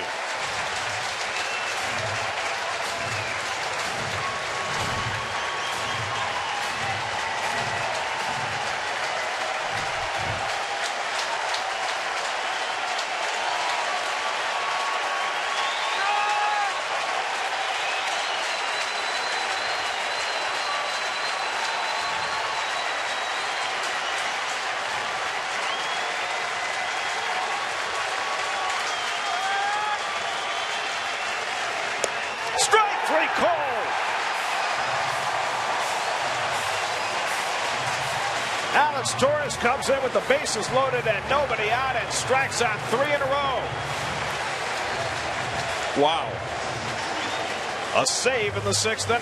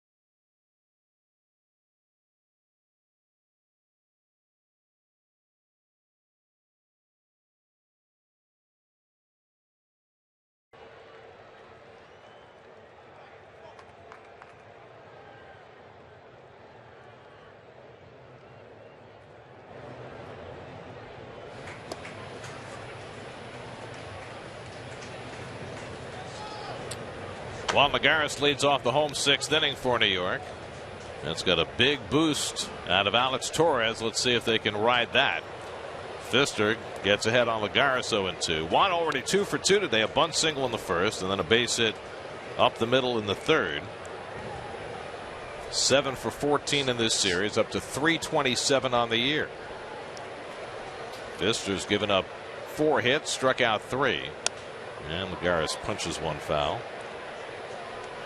Lagares, Duda, and Kadire 2, 3, and 4 in the batting order. Mets have now gone 14 straight innings without a run. Shutout last night and the first 5 innings today. And Pfister's curveball stays inside, 1-2. Juan's been a real good, come a long way with 2 strikes. And become a good 2-strike hitter. He flicks that one to right field, but Harper's right there waiting for it for the first out. Your T-Mobile Game Changer brought to you by T-Mobile. That's what the Nats starting pitchers have done in this series. Just 3 runs in 24 2/3 innings. Big key there, Gare, outside of the 3 runs, obviously, is only 4 walks. No free passes. And the Mets had been walking a lot. They were right near the top of the league. They're now 6th in the National League in drawing walks. Here's Lucas Duda, fly to center, grounded to second, 0 for 2. And takes a fastball for a strike.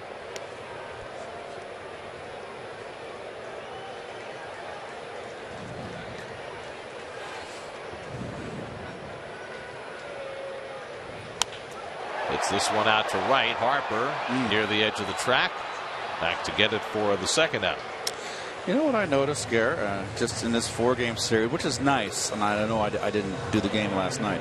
Harper in right field gets to everything. He's deceptively quick. You know, it's like, oh gosh, who was the great Sampras? Everybody talked about Sampras as a net player, serve and volley. Sampras was so quick on the baseline. If he played the baseline, I know Greg Picker's going to love that comment. Our producer. Tennis guy. Kadire pops one up. Desmond calls for it. And Pfister responds with a 1-2-3 inning. It took him just 8 pitches to get there. We are through 6 at Citi Field. Mets drought continues, down 1-0.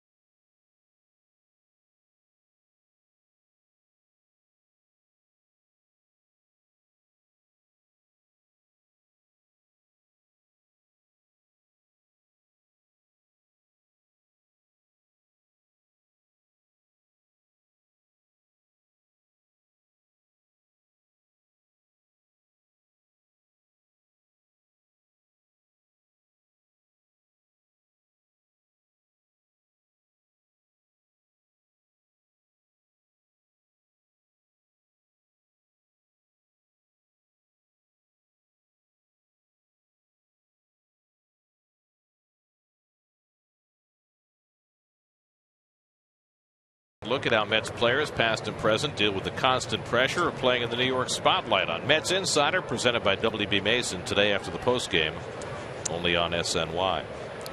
Jason Worth leads off the 7th inning. Alex Torres still out there chucking. And he misses outside. Torres did quite a job in the 6th inning. Came in with the bases loaded and nobody out. Struck out 3 in a row to keep the Mets hanging around in this game and save Dylan G some cargo. 1-1 to Worth, who's 0 for 2 in a walk today and has scored the game's only run. That came in the 1st inning. Denard Span walked. Yunel Escobar hit a perfect double play ball to second, but in the middle of that potential double play, Ruben Tejada couldn't pull it out of his glove cleanly, and the Mets settled for just 1 out. The next batter, Worth, hit a ground ball to Murphy. He backed up on it, which cost the Mets a chance for a double play. So with 2 out, Harper singled. Zimmerman broke his bat and singled. That brought in what has proven to be the game's only run.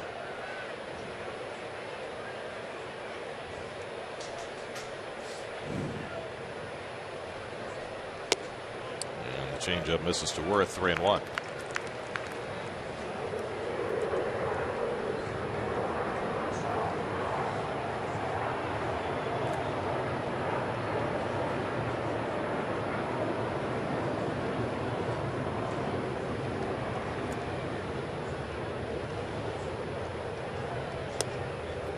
There's a borderline strike, 3-2. Worth thought it was ball 4. Bruce Dreckman, your home plate umpire.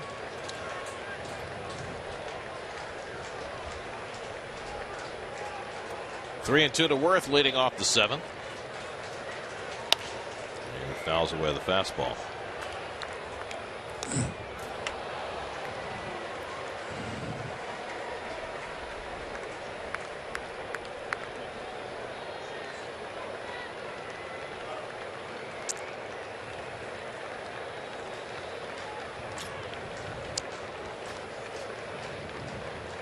Again, the 3-2 hit sharply, but right at Murphy. And he throws out Worth, 1 away. I want to take a look at the motion from the belt. Big stride home, stiff-legged. Nice view from the top. For a little guy, because Torres is not a tall individual, he takes a very long stride.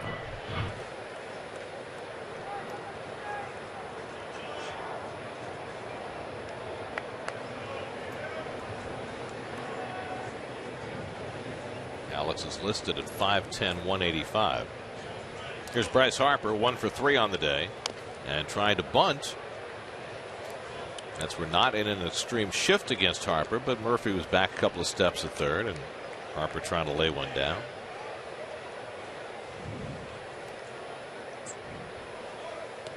Ryan Zimmerman on deck. You know, the Nats have stranded 10 base runners already today. They had traffic in every inning but 1 against Dylan G. This game could have been a blowout, and those are the kind that come back and bite you. There's that good sinking action. I like that pitch, the changeup he gets. There's the circle change. Now watch the movement. That's a screwball. It's a tough pitch to lay off. Ahead on Harper, 0-2. This is high. Alex Torres first pitched in the big leagues with Tampa Bay, then with San Diego, and he was in 70 games with the Padres last year before the Mets picked him up this spring. The only caveat with Torres was that his walk numbers were high, but otherwise did a nice job for the Padres.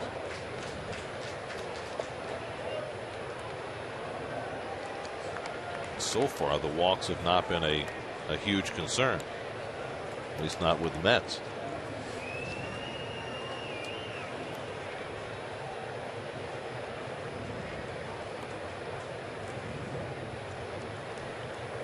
Two and 2 to Harper with Zimmerman to follow.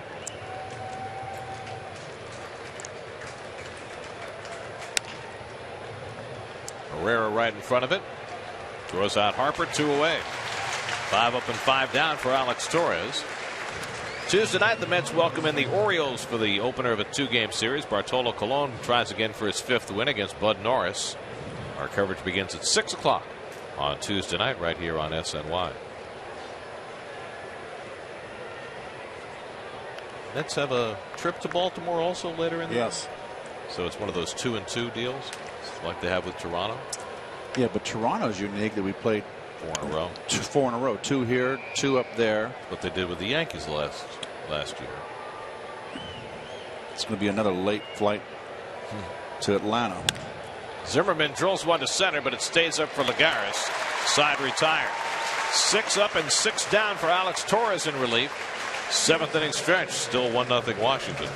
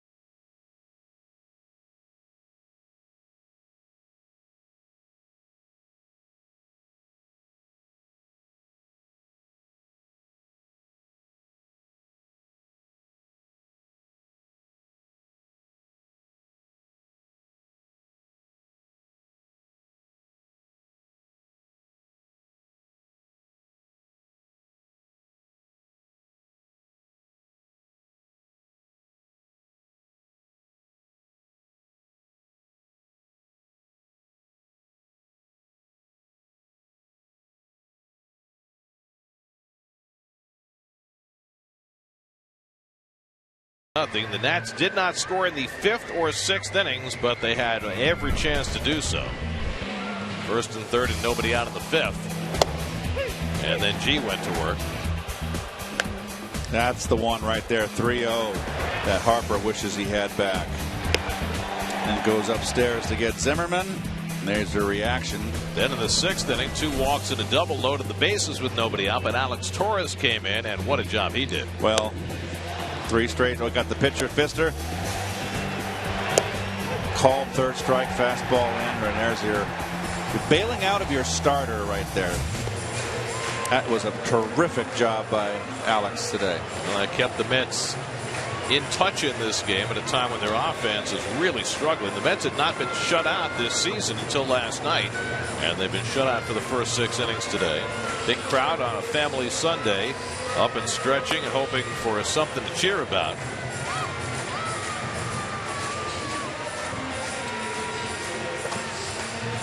It is such a pleasant day. What a great day to be out at the ballpark. You don't need your jacket. A little bit too cold for the beach. The water's a little bit too cold. So what better substitute or supplement to your day is come to the ballpark. I love day games. Well, the Nats hoping not to rue all those runners left on base. They had 9 left on last night, but 1 run was enough. See if it goes the same way today, or if the Mets can find some offense. Doug Fister's retired 10 of the last 11, and he had an easy 8-pitch 1-2-3 inning against the 2, 3, and 4 hitters in the 6th. Now he'll face Daniel Murphy leading off the 7th. Murph is 0 for 2, twice has grounded out to second base. Escobar will in on the grass at 3rd against Murph. Amazingly Almost so. Never bunts for a base hit. Look at that. I mean, that's like having a leadoff hitter and a great bunter like Ichiro. You'd have to do that. Murph trying to poke one by him, but he fouls it off, and it's 0-2. And that lets Escobar get back, but they're really giving Murph the third base line. The rule, 1-run game, tie game, 7th inning on, you guard the lines. And you see less and less of that in today's game. Plawecki to follow, Tejada behind him. 0-2 to Murphy, and he lifts one to shallow right. Harper lost it momentarily in the sun. Now he finds it and makes the play. That ball disappeared on Harper for a moment, and so he got planted and then finally hustled in to grab it. He's calling it too, and he covers a lot of ground. You're right, Gary. He initially lost that ball. So 1 out and nobody on, and now Kevin Plawecki. The only Met to have a hit in the last 12 batters against Pfister was Dylan G, who had a 2-out single in the fifth. Plawecki's 0 for 2. And Pfister's been throwing first pitch strikes to just about everybody. He's kind of found his rhythm. Coming off 2 bad starts in a row. He got hammered by the Braves for 5 runs and 10 hits on Monday. Very different story today. Plawecki drills one to deep left. Back goes Worth. Over his head and off the wall. Plawecki digging for second. Worth's throw comes out on a hop. Not in time. First extra base hit of the night for the Mets. Plawecki with his second double. There's a little change right here, and that's why he pulls it. He wanted it away, and he got it in the middle. He lucky he didn't hit it out of the ballpark. Look at Worth. He knew right away. He had no shot. Played it beautifully off the wall.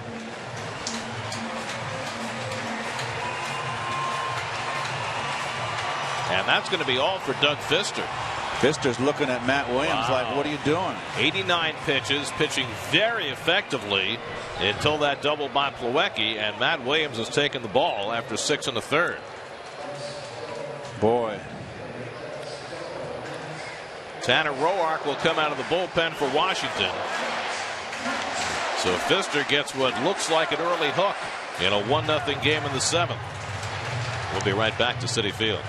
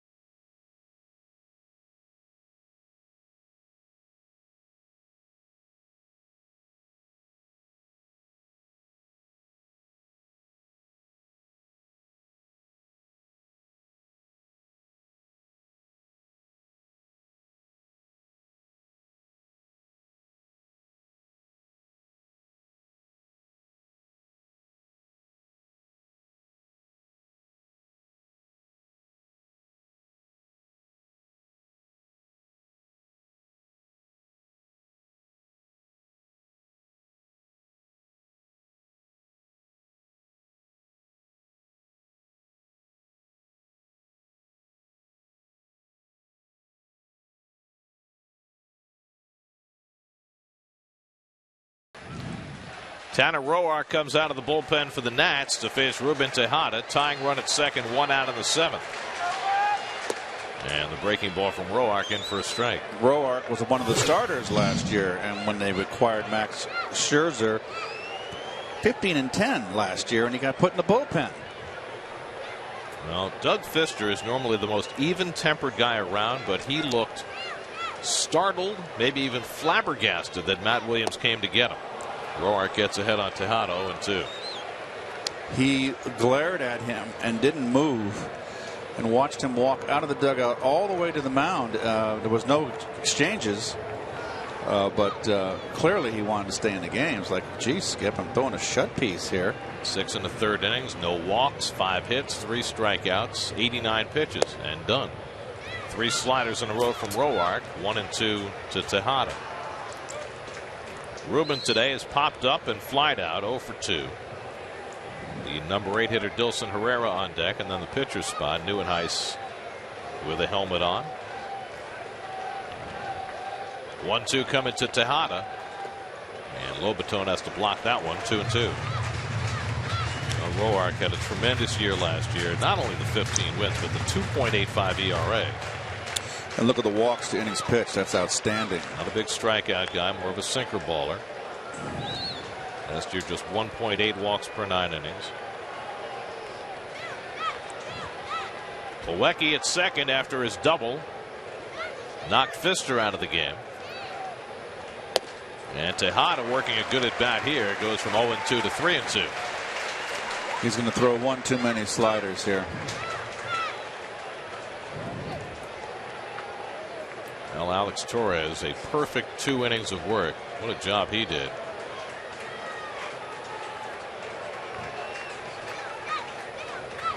Three-two coming.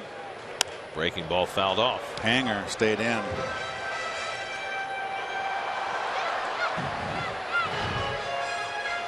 Four straight sliders and fastball up high for ball 3 to full count, then a hanging slider. So 5 of the 6 pitches have been breaking balls. They're playing awfully shallow in the outfield against Tejada. No guarantee Plawecki can score on a base hit. And Roark comes with a fastball to strike out Tejada. 2 out. Up and in, ball 4, tough one. Ball really ran inside. They wanted it away. Look at the Lobaton set up outside, so unintentional. That's that 2-seamer. It's got a nice run on it. Yep. So now there are 2 out in the inning, and it's left to Dilson Herrera.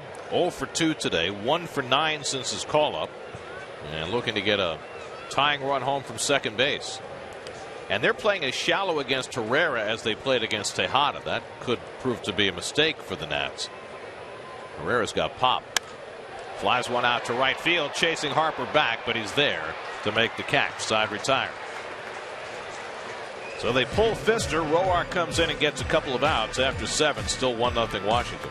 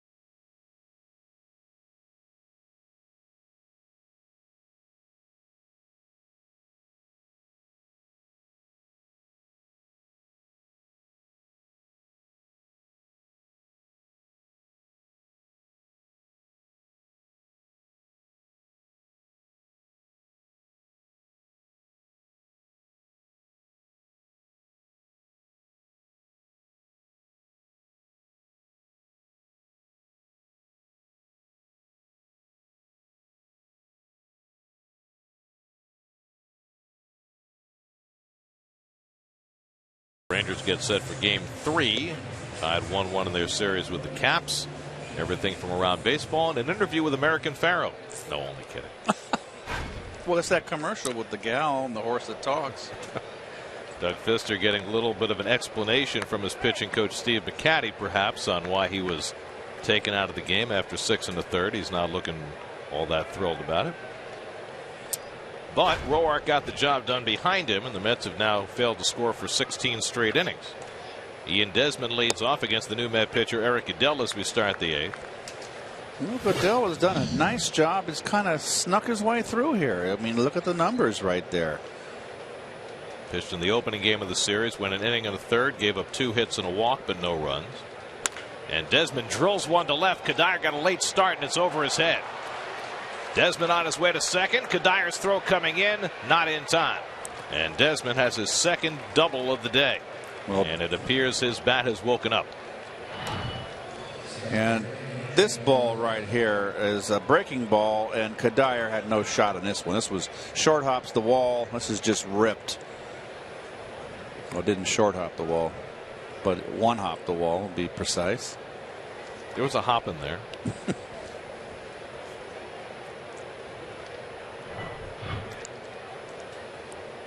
So the Nats, who have left a passel of runners on base already today, have a runner at second with nobody out. Danny Espinosa 1 for 3, doubled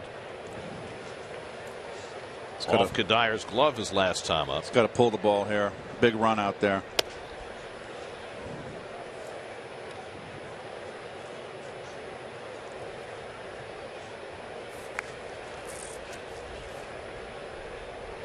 So Goodell's UCLA teammate Matt Grace pitched for the Nats in last night's game.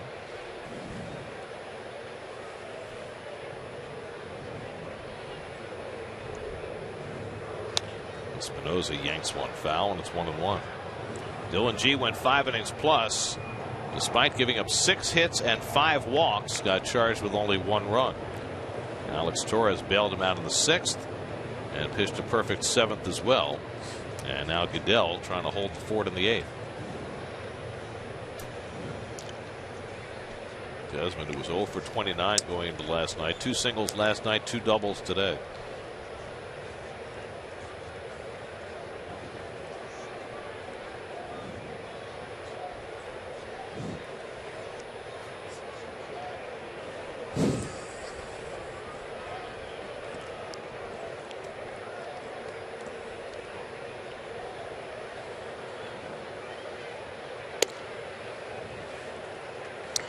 Desmond's double here. Watch him free his hips.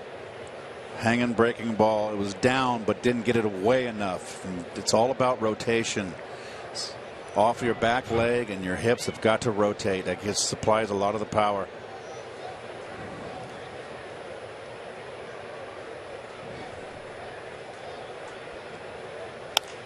Espinosa pops it up. Tejada looking through the sunglasses, and that's a big first out for Goodell. Espinosa fails to advance Desmond. Well, the good teams get those little things done. So now you got the 8 and 9 hitters. Lobaton at the plate, and then we'll get a pinch hitter. So Goodell looking to work around that leadoff double. I mean, think about the chances that the Nats have squandered already. They had 2 on in the 4th.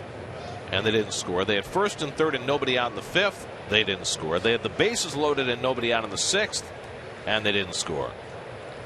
They still have the lead, but they've certainly left themselves vulnerable. Lobaton has walked twice and struck out 0 for 1. They've left 10 men on base thus far. That's the 11th out there right now. They don't get him in. Clint Robinson is out on deck to pinch hit.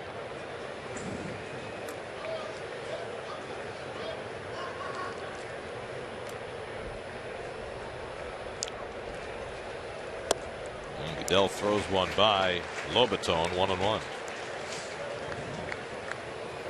Matt Thornton, the veteran hard-throwing lefty, up in the Nats bullpen. That's allowed the pitcher spot leading off in the 8th. Plenty of right-handed bats on the bench. Good curveball by Goodell to get ahead on Lobaton, 1-2. Goodell does have a good curveball. He's got the split that he uses as an out pitch.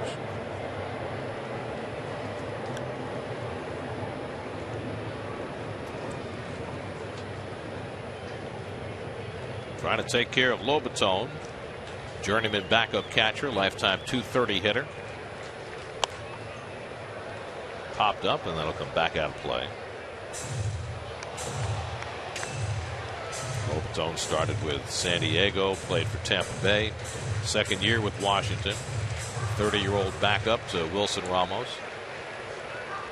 Mets are thrilled anytime Ramos isn't in the lineup.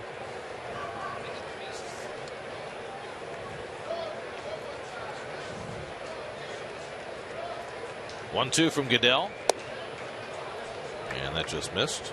2-2.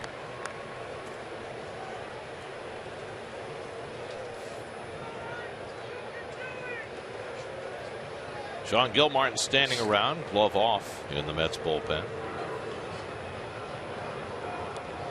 Not really serious when you don't have your glove on. Strike three call.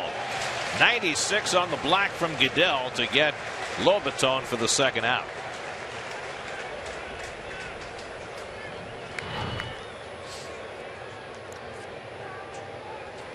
Four-seamer, a little tail at the end. Nicely framed by Plawecki, and the ball was outside. Not according to Bruce Streckman, who's got the only opinion that matters. So now it's Clint Robinson, who has pinch hit twice in this series. Had a base hit on Thursday night. He had a comebacker last night against Carlos Torres. Terry Collins on his way out. He's got the lefty Gilmartin, presumably ready to go with his glove, and he'll take the ball from Goodell. So Goodell gives up a double, gets up a couple of outs, and Gilmartin will try and seal the deal here in the eighth. Still 1-0 Nats. We'll be right back.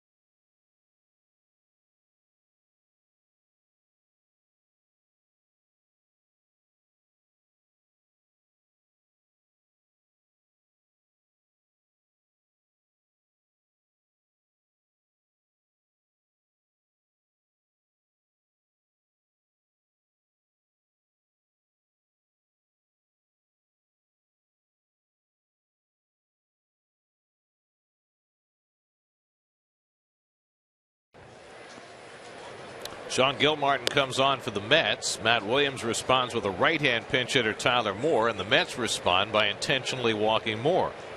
That'll bring up Denard Span with two men on. Well, this is a part of the game, Gary, that you wouldn't have in the American League with the DH. And this is the beauty of baseball. All these moves and counter moves late in the ball game, in a tight game. It's just wonderful. It's a thinking man's game. Yes. Love it. And you don't have it. And the DH is like two big sluggers just beating each other to death. In this case, I think both managers knew exactly how this was going to play out. Terry knew that he needed to bring in the lefty because he didn't want the right-hander Goodell facing Robinson. At the same time, Matt Williams knew if he sent up more that he'd probably be intentionally walked, and that you'd get exactly what you're getting now. And which Terry is Span against Gilmore. And Terry knew coming in that he would then force Williams to burn two players on his bench. Exactly. So it comes down to Span with 2 out and 2 on. The Nats are 2 for 13 with runners in scoring position today. Span had a double leading off the 5th. He was stranded at 3rd. He's also walked today, 1 for 3. And Gilmartin throws a breaking ball, and Span rolls it out to Herrera. Gilmartin gets the job done, and the Nats strand 2 more. They've stranded 12. Nats will try and get something done in the bottom of the 8th, down 1-0.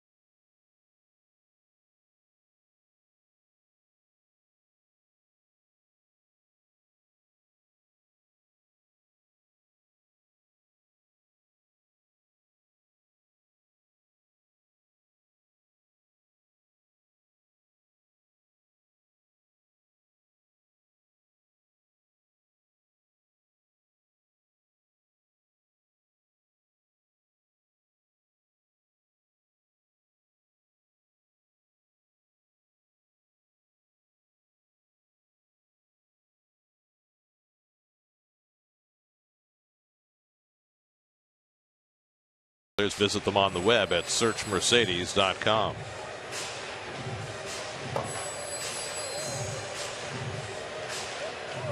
There's your Mets box score, brought to you by Chrysler. Mets have been shut out so far for the 2nd straight day. Juan Lagares, a couple of hits, but not much else to show. Kevin Plawecki, the only extra base hit. 38-year-old lefty Matt Thornton comes on in relief. Mets will send up John Mayberry as a pinch hitter. They're specialists against lefties. And he takes a fastball outside for ball 1. There's Thornton's numbers right there. His last outing was in that Scherzer Harvey matchup, and that 3-run 8th. He started that inning, only got 1/3 of an inning, 2 hits, and they both scored. Gave up hits to Lagares and Duda. They wound up scoring on Murphy's 3-run double. 1-0 to Mayberry, who has home run power. And he's behind 2-0. Mayberry leading off the inning. He led off in the lineup last night, went 0 for 3, hit 1 ball hard. Granderson on deck, Lagares behind him. Mets have been shut out 16 straight innings. Thornton, though, falls behind on Mayberry 3-0. Would you give him a hit sign? No, would not.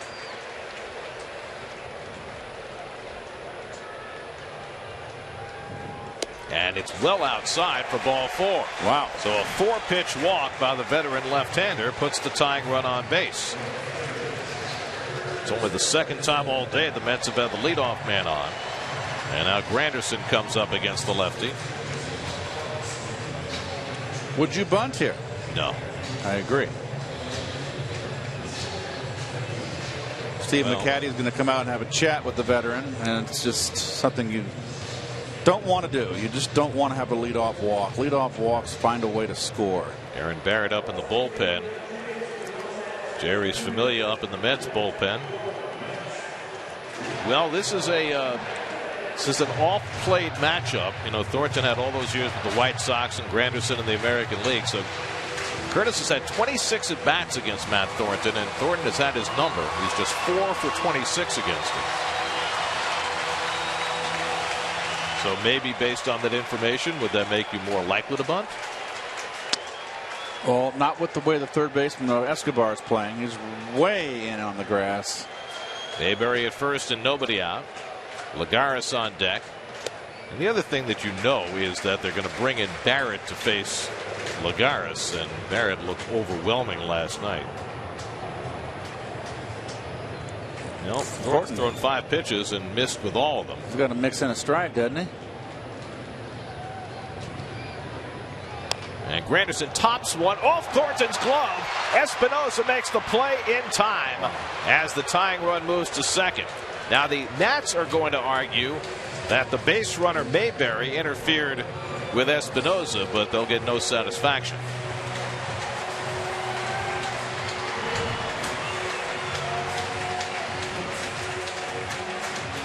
Nope, there's no interference.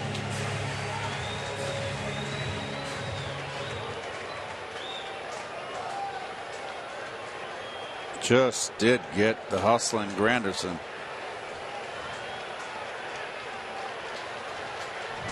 Well, they're leaving Thornton in to face Lagares, who's 2 for 3 today. You got a right to run, and he didn't even realize where the fielder was. So it's no interference. Lagares a bunt single and a base hit up the middle. 2 for 3 on the day. And Thornton falls behind him 2-0. Well, they leave Thornton in this spot because you got Duda on deck, and they want the lefty to face him. Well, that's the beauty of always having a balanced lineup, as they call it, left, right, left, right. The Mets have that 1 through 6.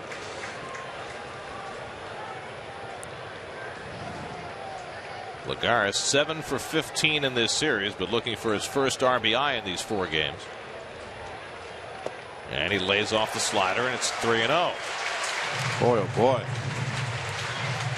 Well, Thornton has thrown 9 pitches, 8 balls. And even the one Granderson put in play, I'm not sure that was a strike. 3-0 to Lagares. And he takes a strike. Mets have been on the schneid for 16 innings, trying to find their way to a run. And Thornton giving them a little help with his lack of control. Duda waiting on deck. Mayberry at second and 1 out. 3-1 to Lagares. And Juan drills it foul. 3-2.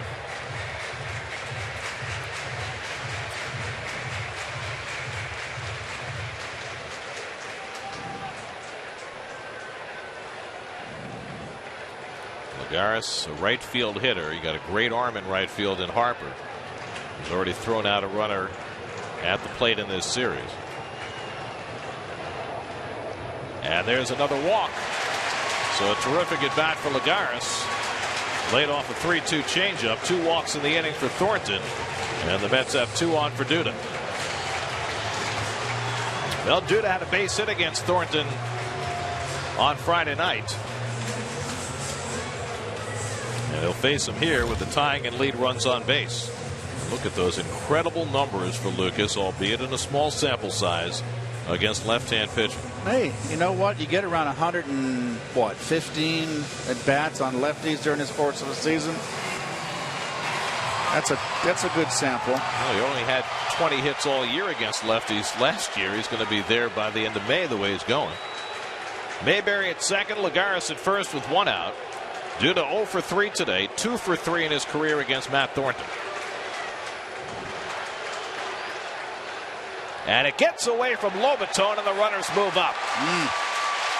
I think Lucas swung at that ball. He did. They haven't checked it yet. Now they do, and they say he swung, but nonetheless, the wild pitch moves the runners to second and third. big wild pitch. Thornton just coming in here, not getting it done. So now a base hit to give the Mets the lead. And the Nats are going to bring the infield in. Wow. Wow is indeed the reaction, because if you stay back and you get a ground ball, well, that could tie the game. But if you come in and you get a ground ball, that could give the Mets the lead. Correct. It's a very dangerous maneuver to bring your infield in this spot, especially against a big hitter like Duda. Well, I can see halfway. Mayberry at third, Lagares at second, and 1 out. Mets down 1-0 in the 8th. Table set with delicacies for Duda. And he takes a slider for a strike. 0-2. I gotta believe there's no one up in the bullpen. Is there anybody ready from the right side? They have Barrett. Okay, Barrett's gonna be ready for it. He's not. If he gets through Duda, Barrett's coming in for Kadire.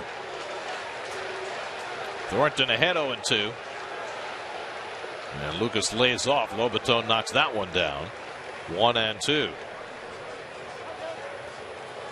And the 38-year-old Matt Thornton has been through a lot of these situations.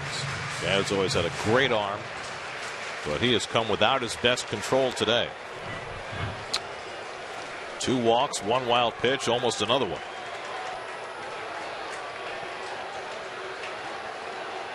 Tying run at third, go ahead run at second. And Duda goes down on the slider. 2 men down. Wow, this has just been an exercise in futility. And here comes Matt Williams to bring in the right-hander. Another slider Lucas chased, and both teams are just struggling to get these runs in scoring position today's game.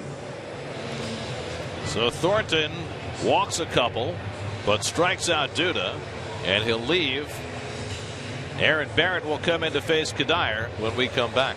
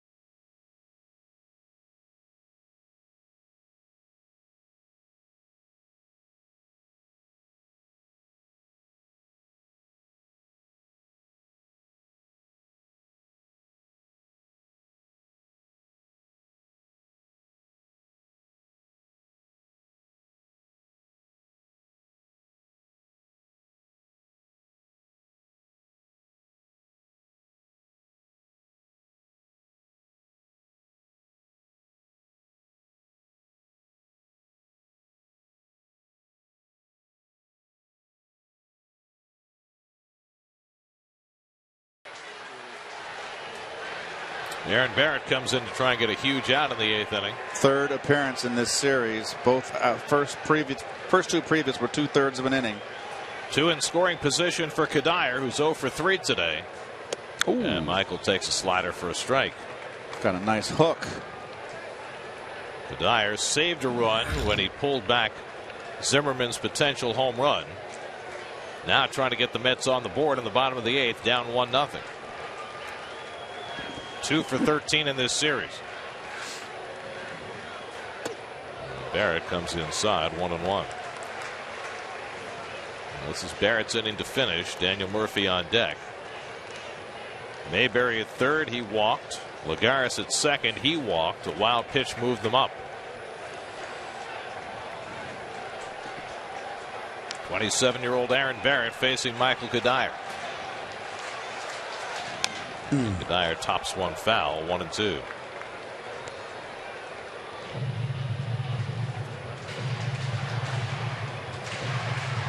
Murphy would be next. 2 for 20 combined, these two teams today with runners in scoring position.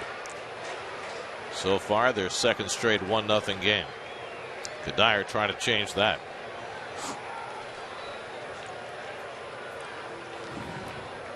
One-two from Barrett. Did he hold? No, he went around. Strike three. Oh. The home plate umpire Dreckman called it himself without help, and Kadire begs to differ.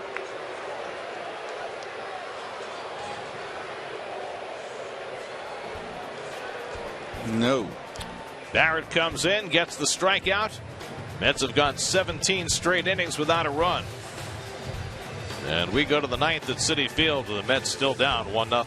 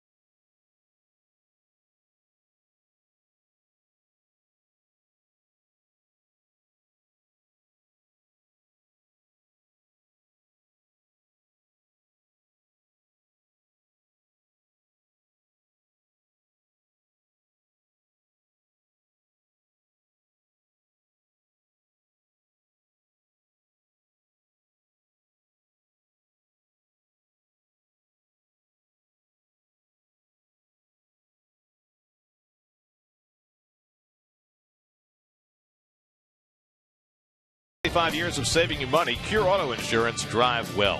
By Hospital for Special Surgery, the official hospital of the New York Mets, and by your Mercedes-Benz Tri-State dealers on the web at MBUSA.com.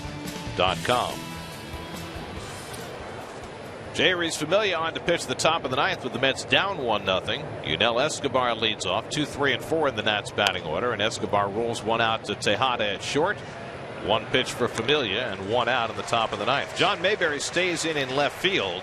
So Familia hits in Kadire's spot. So that means if the Mets were to tie this game up, you'd be able to get 2 innings out of Familia. And I guess with an off day, he pitched in the second game, got the 5-out save, but only 19 pitches.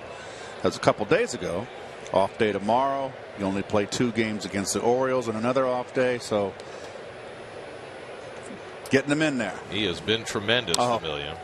He's phenomenal. You're in a non-save situation where a lot of closers struggle, but I don't think he's deep enough in the job for that to matter. Jason Worth takes a strike. You know what I mean? Guys who have been closers for a long time, sometimes they maybe unconsciously let down in those non-save situations. Well, the fact that it's a 1-0 ball game and you got a chance to pick up a W maybe. Worth chops one for Tejada. Easy hop. 2 out. 3 pitches, 2 ground balls to short for Familia. 2 out and nobody on. Looking ahead to the bottom of the ninth, the Mets will have Murphy, Plawecki, and Tejada. And Drew Storen is getting ready for another save opportunity in the Nats bullpen. Storen looked great last night in retiring the Mets 1-2-3.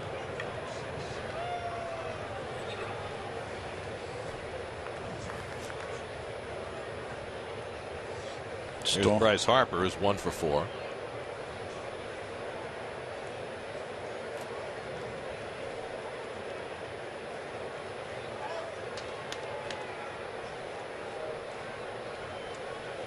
That's bullpen has been tremendous today behind Dylan G. G went 5 innings plus. The pen has gone 3 2/3 and given up only 1 hit. Alex Torres did the heavy lifting, came in with the bases loaded, nobody out in the 6th, and got out of it with 3 strikeouts. So far in this game, both bullpens have been spotless. Thornton made a mess, but got bailed out. Barrett cleaned it up. Ball and a strike to Harper. Dylan G went 5 innings plus, a run, 6 hits, 5 walks. Torres 2 perfect innings. Eric Goodell 2/3. Sean Gilmartin, after an intentional walk, got his only batter. And now Familia's retired his first 2. 1-1 to Harper. And that nicks the inside corner at 97. A ball and 2 strikes. He's got a golden arm.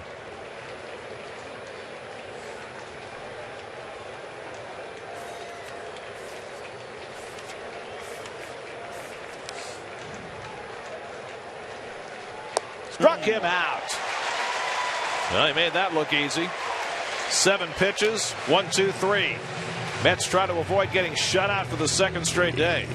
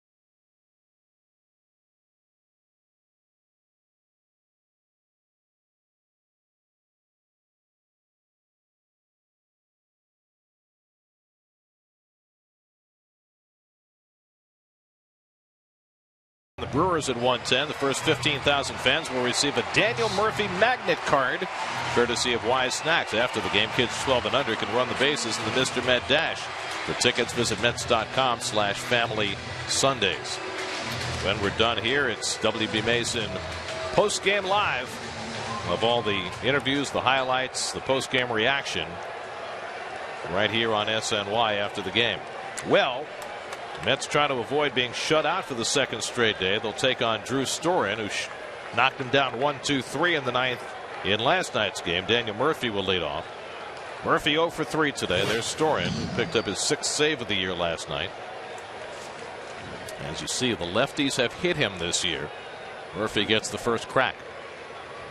And he takes it wide for ball one. The last time, by the way, that the Mets lost back-to-back 1-0 games to the same opponent, 1973 at Shea Stadium, they lost to Fergie Jenkins and Ray Burris. They beat Tom Seaver and John Matlack in back-to-back games.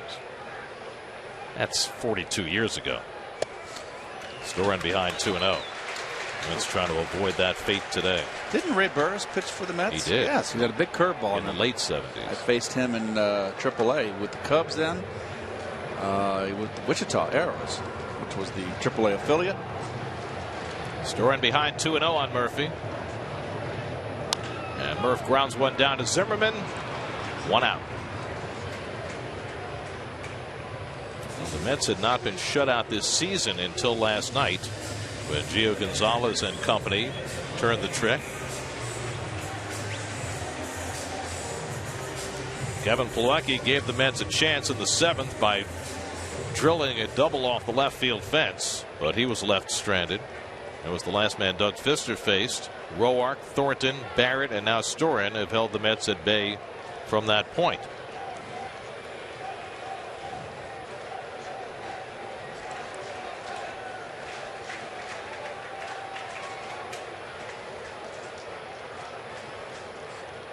And Plawecki takes a slider for a strike. That's the big breaking ball. Storen's always had outstanding curve slider.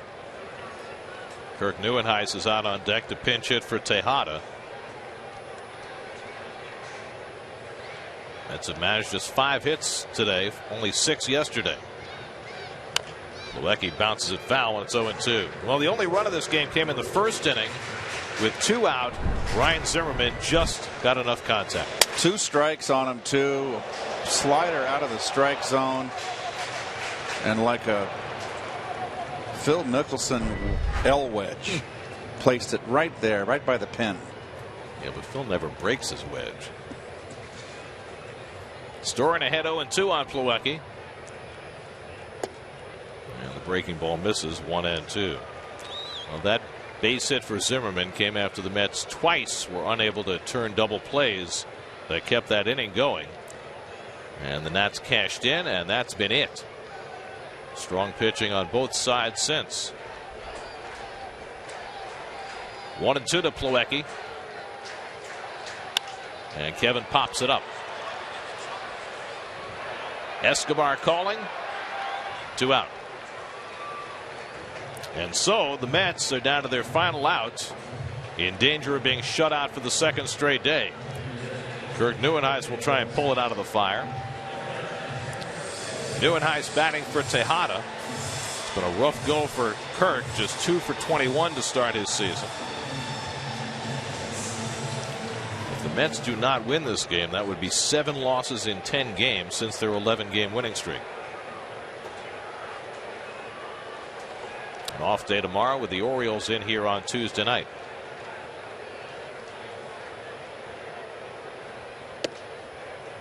Ball 1 to Neuenhuis. Dilson Herrera, if Neuenhuis can keep it going.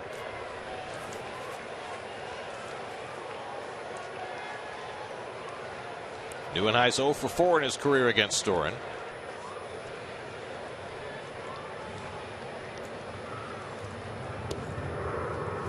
The off-speed pitch misses, and it's 2-0. It's just going to be one of those things. I got a 1-run lead and 2 outs.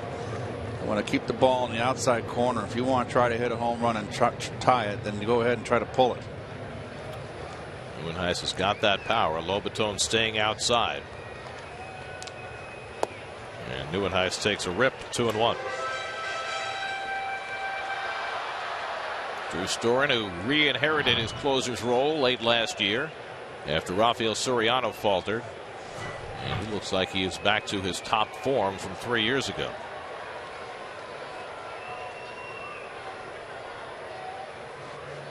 Two-1 coming. And Neuenhuis fouls off the breaking ball, and now the Mets are down to their final strike.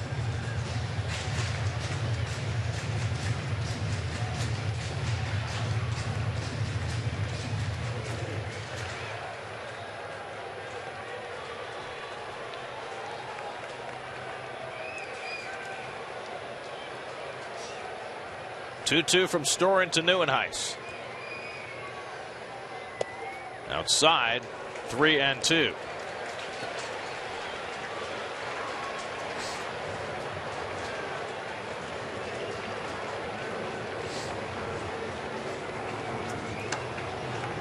Burns had one at bat in this series, struck out on Friday night. He's worked this one to 3-2. 2 out and nobody on. And Neuenhuis pops it up. Desmond waiting for it to come down. And the Nats have shut out the Mets 1-0 for the second straight day. The first time in 42 years that the Mets have been shut out 1-0 by the same team in back-to-back games. Doug Fister went 6 1/3 for the win. The Nats scratch out a run in the first inning. And the Mets offense rounds out for 2 straight days as the Nats take 3 out of 4 in this series. Well, only 5 hits by the Mets. And there's your summary right there. 1-0. That's all it was. Fister, coming off 2 bad starts, gets a win. Scored in the first inning. 2 double play balls, Gary, that could have been turned, weren't turned. The run scored. That's the difference. Ryan Zimmerman with the only RBI as the Nats win again at Citi Field. They're 17th in their last 19 in this ballpark. New York Mets baseball on SNY is brought to you by Citi. Learn about Citi perks at Mets.com/Citi. By State Farm. Today's State Farm agent of the game is Gil Walton of the Bronx. Contact Gil at gilwalton.net. By Lexus, the first ever Lexus NX Turbo go beyond utility. And by Pepsi, the official soft drink of Major League Baseball. Final score for the second straight day, the Nats 1 and the Mets 0. Mets are back in action Tuesday night when the Orioles come to town. Bartolo Colon against Bud Norris. Our coverage begins Tuesday night at 6 o'clock right here on SNY. Now for Keith Hernandez, Steve Gelbs, and our entire SNY crew, I'm Gary Cohen at Citi Field. Time for WB Mason Post Game Live. Let's join Jonas Schwartz and Andy Martino.